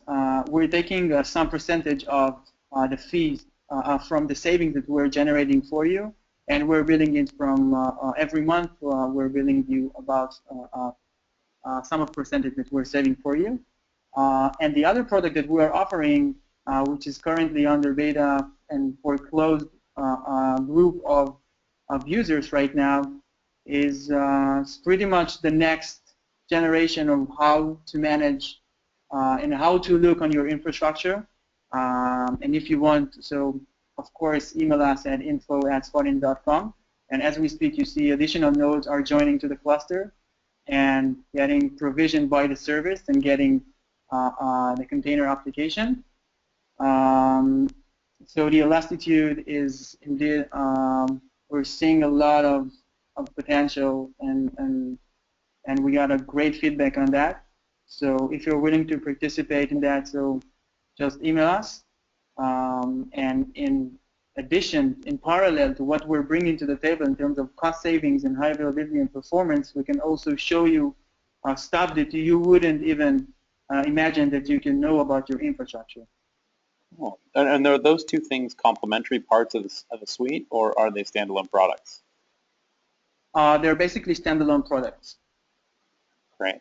Last question on the Spotinst side. Sam asked if Spotinst can work with VMware.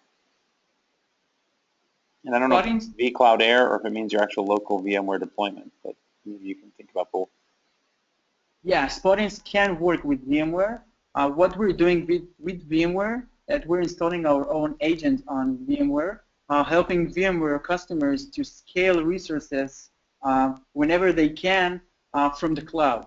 So meaning in one single group of Elastic Group, we can manage both VMware servers along with Google, Amazon, and Microsoft servers in the same logical group, in the same application or stack. And with and obviously with Rancher's sort of cross-host networking, cross-availability zone networking, that gets really cool, because you could have a cluster that's made up of some Spot instances, some VMware nodes, all sitting on the same network, accessing the same storage pools, etc. So awesome. Well, Emran, thank you. And it looks like the nodes have all been spinning back up as we've been going, and the service is still running. So that was fantastic. And thanks for being patient.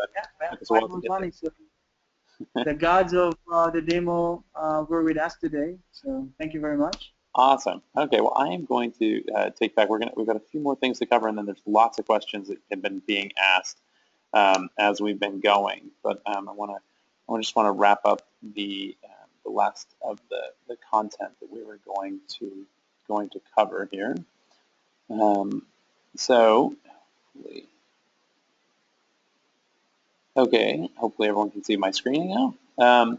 So a couple of quick things, just quick updates on where things are at in terms of Rancher releases. Since our last meetup last month, we've had 3 releases, but I think one of them was mostly just bug fixes. So we're just going to mention 0.47 and 0.50 that was released this week. In 0.47, there was quite a few big changes. We introduced the new UI that Darren was demoing today for managing applications, and there's a lot of really useful changes in there in terms of scaling up your applications to deal with lots and lots of containers. So we tried to address some of the challenges that were around scaling the service. We also introduced the persistent storage services. So, the first one was GlusterFS. Just today, we introduced the NFS service that Darren was demoing earlier today. And so you're going to see more Convoy services coming over time, but those are two sort of critical ones that a lot of people have been eager to get their hands on. So a lot of work's been going into that. With 0.50 that shipped earlier this week, we also made a number of big enhancements. One of them was a major switch with Docker Machine. So we've been working closely with the Docker Machine team, and 0.5.2 is now available for Docker Machine, which is really nice because it allows us to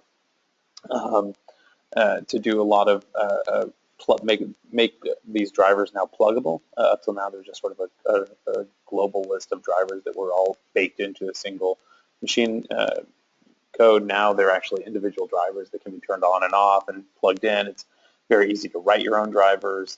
So we're really excited to do that. We've added some stuff into Rancher to make it very nice to whitelist and the different drivers you want to expose through the UI to your team or your users.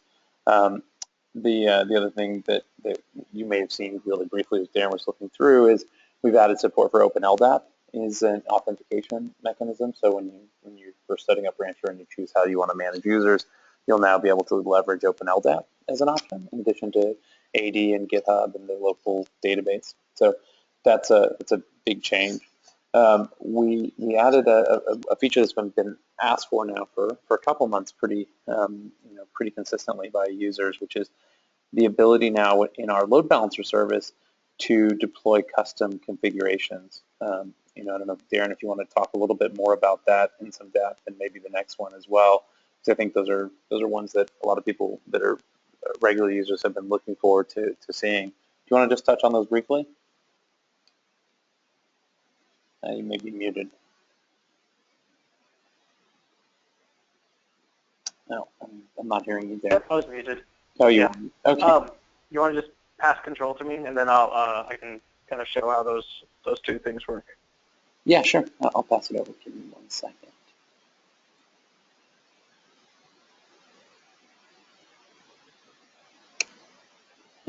There you go. Okay, you should have control. Okay. So so there's two things we added. One is, so when I was demoing before, I was showing from the catalog there. We now have the ability to pull in multiple catalogs. So right now you can see there's one catalog called library, and what library is our public GitHub. So if I just go to Rancher catalog here, this is where that is actually hosted. Now, so you can create your own. Like clone this, change it, or just create your own GitHub URL, or sorry, just Git URLs on GitHub, just your own Git URL. So like here, I'll go to like my own personal account here, or actually I'll go to this is Bill's account, Cloud Matique. He usually has some really cool things in his. So if you just go here and you copy the HTTP URL, you can go back into, if I go to admin, I can add an additional catalog. So I can say add a catalog, and we'll call this one Bill. And so we add in that new one. save that. It takes a second or so for the catalog to refresh. Let's see. Oh, I guess it already did it. Yeah. So then I can click on Bill, and these are the ones that Bill has. So I think there might be some of these that are different, but basically, so you can have your own. You can basically use the public one, or you can even delete the public one if you don't want, and then you can create your own organization ones or ones for teams.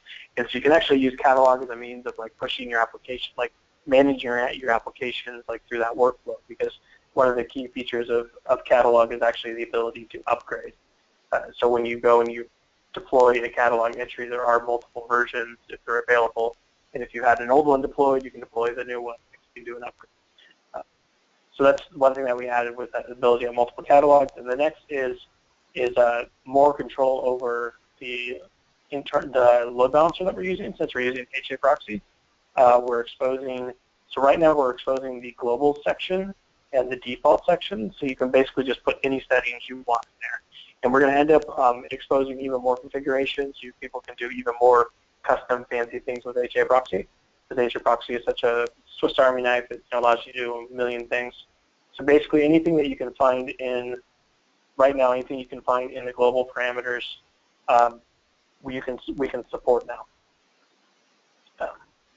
Yeah. So that's it for those two features. Awesome. All right. Thanks. Thank you so much. I'm just going to make myself the presenter again real fast. So so 0.50 is out. Darren sort of mentioned this earlier, but if you've been following along with Rancher, it's been we've been in beta now for about 5 months since the summer, and before that we had an alpha going for earlier 5-6 months. So we're coming up on a year of development work and engagement with all of you awesome people out there in the community, and we're very close to a 1.0 release. So a lot of work is going right now into finalizing a few features and polishing things up. A lot of scale testing, bug fixes. So if you're love being part of this open source community, you're seeing bugs, or you have ideas for how things should be better, please definitely get involved and get involved in the GitHub program. If you haven't joined the beta yet, please do. Just by joining the beta, you get access to support emails and some trainings that we run, and you get all the emails and newsletters about new releases, and we come back with surveys you may have seen if you're part of the beta to get your feedback on things. So love all of you. We have a couple thousand people and organizations now in the beta, so it's great to see all of you participating. The stuff we're working on these days is really fun. I mean, you can almost see it as it's evolving. Things like the catalog and the potential for tools like just writing, a new connection into Route 53. We're able to do a lot of really interesting stuff that happens and starts in the community. I think we've had just this week, Cloudflare, introduced a very similar service. So if you prefer Cloudflare to Route 53, by all means, go ahead. So really excited about that. This is if Darren just briefly hit the GitHub site, but there was an earlier question about what happens when this goes GA. Will it no longer be free open source stuff? Absolutely not. It's open source software. It's Apache licensed open source software. You can do anything with Rancher and Rancher OS. As a company, Rancher Labs, we will provide support and consulting and stuff around here, and that's how we'll pay our bills. But the goal is to have as big a community of users as in the world as we can, and we want everyone to try out Rancher and get a kick out of it. So if you haven't hit the GitHub sites, join, file issues, give us a star if you like what we're doing, follow us on Twitter, and hopefully we'll see a lot of you guys next month as we run the next one of these meetups. So with that, I want to thank Amiram and Darren for all the work creating these demos and going through things. We still are going to go through a bunch of your questions, but for anyone who's got it, feel free to drop off now. We're more than 2 hours into this meetup, so I appreciate that we still have, almost more than half of the people who started with us 2 hours ago are still on asking questions. So as always, this is a pretty amazing meetup, and you guys make it so amazing with all your participation. So with no further ado, I'm gonna just kind of go through some of these questions that have come in. feel free to keep asking, and like as always, we won't go until all your questions are answered. There were a couple questions that came in over the course of the meetup. Very early, Darren, we talked about Rancher support for Swarm and Kubernetes as things that we're working on, and there was a question Joseph asked about hearing that Kubernetes is much easier to deploy now on Rancher. Is there a guide or any documentation from Rancher on just deploying Kubernetes? And then maybe you can touch a little bit on the work we're doing around Kubernetes and making it a fully managed service within Rancher. If you want, I can make you the presenter as well if you'd like. Yeah, make me the presenter, and I will show the guide. Okay, you are the presenter now. Okay, so yeah, we're really excited. Hopefully, we'll have some meetups coming up around Swarm and Kubernetes, because the Swarm and Kubernetes are kind of the predominant way that people are describing and deploying their applications, and Rancher as a complete private container service, we look at it as kind of just one aspect of like the entire solution. So we're handling a lot of the management and infrastructure and a lot of stuff around it, but we very much embrace Kubernetes and Swarm. And so we recently just launched the Kubernetes support, and so you can see, so I'm in the catalog here, and the way you actually launch Kubernetes is super straightforward. We just go into here, and we launch Kubernetes. So that's basically how you get Kubernetes up and running in Rancher. And so that you can see all these services that we're deploying: the API server, the controller manager, etcd, the kubelet, proxy. This is our own agent, scheduler. So basically, this is going to pull down all of our images, run it. And so what we've done with Kubernetes is we've integrated as a cloud provider in Kubernetes right now, which basically means we provide load balancing and a little bit node information. But our networking automatically works in Kubernetes, so when you just deploy a service through Kubernetes, you don't have to worry about setting up, some other system. It's just, we automatically bring that in for you. And then additionally, we provide a little bit of UI around this. So when you deploy this, let me see if it's already popped up. It will take a little bit. As this is deploying, basically what happens is you'll see a third tab here. I think once it's up and running, you'll see a third tab here for Kubernetes, where you will show the actual pods, replication controllers, and services that are running there. The work that we'll be doing on Kubernetes is we're going to further integrate even more deeper into Kubernetes. Right now, if you want DNS, you have to run SkyDNS, which requires a little bit of a setup. We're just going to integrate the Rancher DNS into Kubernetes. So we will basically, you'll get the same Rancher DNS that we run in Rancher now. That will extend to Kubernetes, and it will match the Kubernetes style of setting up DNS. Additionally, we've integrated our load balancer already into the Kubernetes load balancer, like the service load balancer, but in Kubernetes 1.1, they have a new thing called Ingress. And so right now there's Ingress controllers for GCE, GKE, and Nginx, a very simple Nginx one, and we'll be integrating the Rancher load balancer as an Ingress controller. So you can use all the Rancher features for hostname, path-based routing, SSL termination, any other features that will add to integrate with the services. You can use all that load balancing, but it will work in Kubernetes too through the Kubernetes syntax and everything. So you'll be seeing a lot more stuff coming out of Rancher around Kubernetes. We're really excited for it. Right now, it's pretty initial. We released this. Trying to think, not too long ago. 3 weeks. We didn't really make a big. Yeah, about 3 or 4 weeks ago.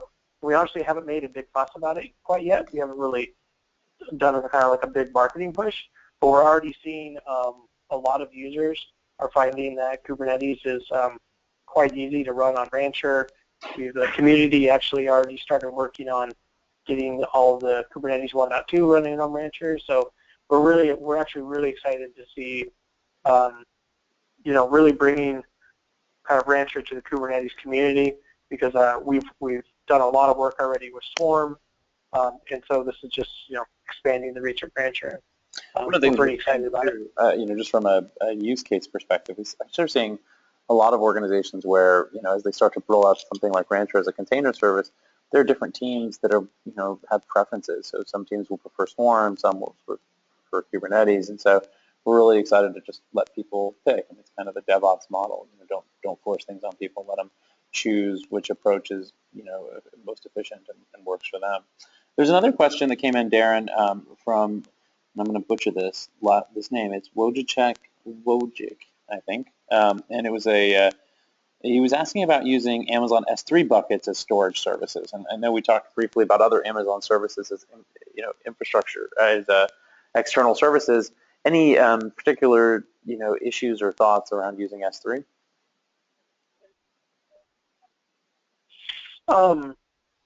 For using S3 with Rancher, we don't. So I mean, there's no. We have no specific tie-in with S3. Like it's it's object storage. So if your application uses S3, everything works fine. But we don't have any like kind of a optimized or integrated integration with S3. Yeah, I think one of the things we've been around S3 where we think there's an interesting opportunity to do some integration is on snapshots and backup of volumes and stuff. So we're actually we're actually working a little bit in that area. Do you want to maybe you can touch on that, Darren? Yeah, I totally forgot about that one. Convoy right now, if you deploy Convoy, this is not integrated into the full Rancher stack yet, but if you deploy Convoy by itself, Convoy has the ability to spin up device mapper based volumes that you can snapshot and then incrementally back up to S3. So we are doing this. Awesome. So there's a couple other questions. Someone was asking about using Nginx proxy for config proxying containers after the DNS service. Any particular reason that would be good, bad, problematic? Anything you want to share there? Sorry, I didn't quite get it. Did you say Nginx? Sorry, say the question again. Yeah, he was asking about using the image Nginx proxy for config proxying containers after behind the DNS service. I think is the way it looks. If I understand the question correctly. Any particular reason that if you wanted to use Nginx as a load balancer in a container or anything like that, you couldn't use that, or if you want to, obviously Rancher uses HA proxy, but I'm assuming that you could use Nginx. Yeah. There's not. So there's not. Right. So there's a. So a couple things about Nginx. Well, one, this was not the question, but I'll just say like why we use HA proxy over Nginx. We have a lot of experience with HA proxy. It works extremely well. It's very battle tested. There's a lot of very advanced features that we've used in the past, things like T-proxy and stuff like that. So we're more comfortable with HA proxy than Nginx. Nginx has been a great HTTP load balancer and is moving into the TCP load balancing market. So we expect to see that mature, and as it gets better, it very well, I expect that we will actually support Nginx as a different load balancer. Like our load balancer architecture is actually getting simpler and simpler as how we've integrated it and getting it to the point that we can probably very easily substitute different load balancers. One thing about Nginx is Nginx does cache the DNS responses, and so we have seen some little hiccups with running Nginx in Rancher with the DNS-based stuff because right now we don't do persistent IPs. We will be adding that support, but the IPs do change behind the DNS, so you have to be a little careful with Nginx. Great. One of the Kevin, I think you had the very first question, and it's now been literally 2 hours and 15 minutes, and I'm finally going to answer it. But I apologize for this taking so long. It was a really good question, actually, because Kevin had asked about, as you start to add hosts using auto-scaling groups, is there a way to automatically deactivate and purge hosts that go away? It was something we kind of talked about that actually there wasn't right now. But he was asking if maybe there's some way to add a label or something to the host that might allow for us to detect it and say, hey, if this host becomes unresponsive, assume that it's gone and maybe remove it. I know that's not possible right now, Darren, but I know you've been thinking about different ways to enhance how we understand when a container or when a host is gone. And right now we're relatively conservative, but maybe you can talk about what you're thinking. Yeah. it's actually it's a really complicated problem. It's like it doesn't seem like it should be, but it's pretty complicated in knowing when a host is actually gone, as opposed to I just can't talk to the host. And so the way that you solve that problem is basically you have some tie-in to the infrastructure, which would mean we would have some integration with Amazon or Google or ITMI for bare metal, so you can do proper like fencing or knowing if the servers are up or down. So the way that Rancher is currently written is that we have no specific tie-in to the kind of the core Rancher has no knowledge of the underlying cloud, if it's AWS or DigitalOcean or bare metal. So because of that, we don't know when a node goes away. We just know if a service has gone away. But I do think it's an interesting idea of putting a policy on a server that you could say like, hey, if it hasn't, if you haven't been able to talk to it in a while, just treat it as being gone. We could then just delete it. Because then maybe if the server came back, we would just re-register. I think that's an interesting idea. I think, as Shannon kind of said, we're very conservative right now, and that's a little bit of our kind of like our history, because we've before ran like a lot of persistent workloads, and so we're a little conservative about saying, well, I don't want to delete this host because there might actually be something there. But this is coming up more and more. We're also looking at maybe there's an approach of like building something kind of similar how we've done our Route 53 integration. Our Route 53 integration is just a component you deploy in the environment, and so and we've had community contributions of like we did the Route 53, but community has done DN Simple and Cloudflare, and so we could possibly do something similar to like that where we program like one for Amazon and then get other people to contribute how we could integrate with the infrastructure, so we can do like kind of this final step of deleting the servers. So yeah, it's an interesting idea. Yeah, one of the there was a follow-up about the Nginx proxy DNS question, and it was like the clarifying question was his goal is to get a domain name on port 80 and an Nginx use proxy to pass the link. To pass it to the links in his the containers in his cluster. I don't think I understand that question. I'm sorry. I may have to clarify a little bit more, but I passed it through, so if you want to take a look at the questions, you can look at it in a second. I think we just have one more question to sort of finalize this. Chris had a question earlier. I think we've covered it. Chris Jackson had asked about how to deploy multiple clustered load balancers for a single application, especially if the load balancers sit in a single VIP. Do you want to touch on that briefly? I think you covered some of that, but maybe you were touching on it just to finalize. If there's any other questions. Sorry, say that question again. I was trying to read through the other load balancer one. Yeah, sure. Or the Nginx question. Yeah, do you want to try and address that one before we go to this one, or do you want me to read through this new one? No, yeah.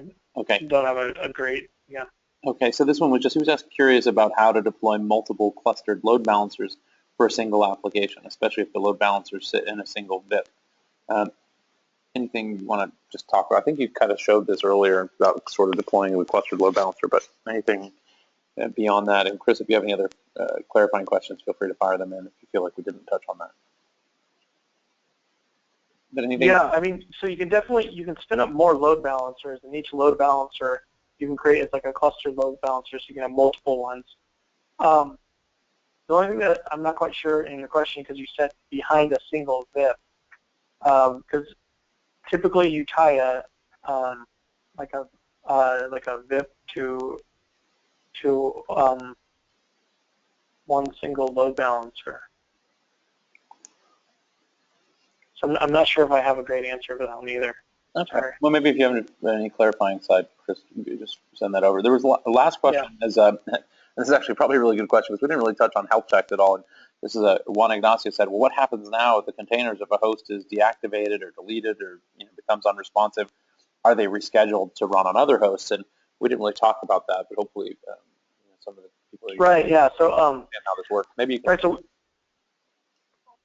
we've talked a little bit about, like we were saying, like if a host goes away, we don't actually know if it goes away. And the reason why, we kind of that doesn't matter that much to us is because we actually do everything based on the service level. And so we have service health checks. Am I sharing my screen? No, I'm just seeing black right now. Oh, okay, right. Okay, I was on a black screen. So basically, when you go in and you let me close that one. This is a shame. I was looking at this Kubernetes. I think there's actually a problem with the this on Rancher OS. But if you deploy this on like Ubuntu or CentOS, I know it works perfectly fine. We do it all the time. But I think this version of Rancher OS, we broke something. But if I go and I say add a load balance, oh, sorry, not load balancer. When I go and add a service, I can add a health check to it. So I say add a service. I go down into the advanced options, and then basically I can add a health check here.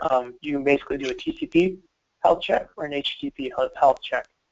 And this is how we actually do all of our kind of reconciliation is based on health checks. If a health check fails, then we will delete the container and deploy it somewhere else. So what will happen in a node failure situation is the node goes down. In Rancher, you'll see it go into a reconnecting state because we can't talk to the node anymore. But then the health checks, because the node went down, the health checks on the containers will start failing. Once we see that the container health check has failed, we then initiate, we delete that container, but actually the delete won't succeed because we can't talk to the host. But we will schedule a replacement container, and since we can't talk to that host, we pick a different host to schedule it on. And so we'll schedule it somewhere else. And so we end up, putting the container somewhere else as a replacement. Got it. All right, I think we've made it, Darren. We've covered a ton of questions as always. Thanks to you and Amram for the demos today again, and I think we're going to sign off. So everyone, thanks as always for all of you who attended and asked great questions. We will have our first meetup of 2016 scheduled probably later today or tomorrow, so keep an eye on your email. We'll send out a link to a recording of today's session if you want to go back and look at something, and sign up opportunity for next month's meetup. So hopefully you'll be back and interested in more of this topic. Have a wonderful holiday season, and we'll see you in 2016. Have a great day. Bye-bye.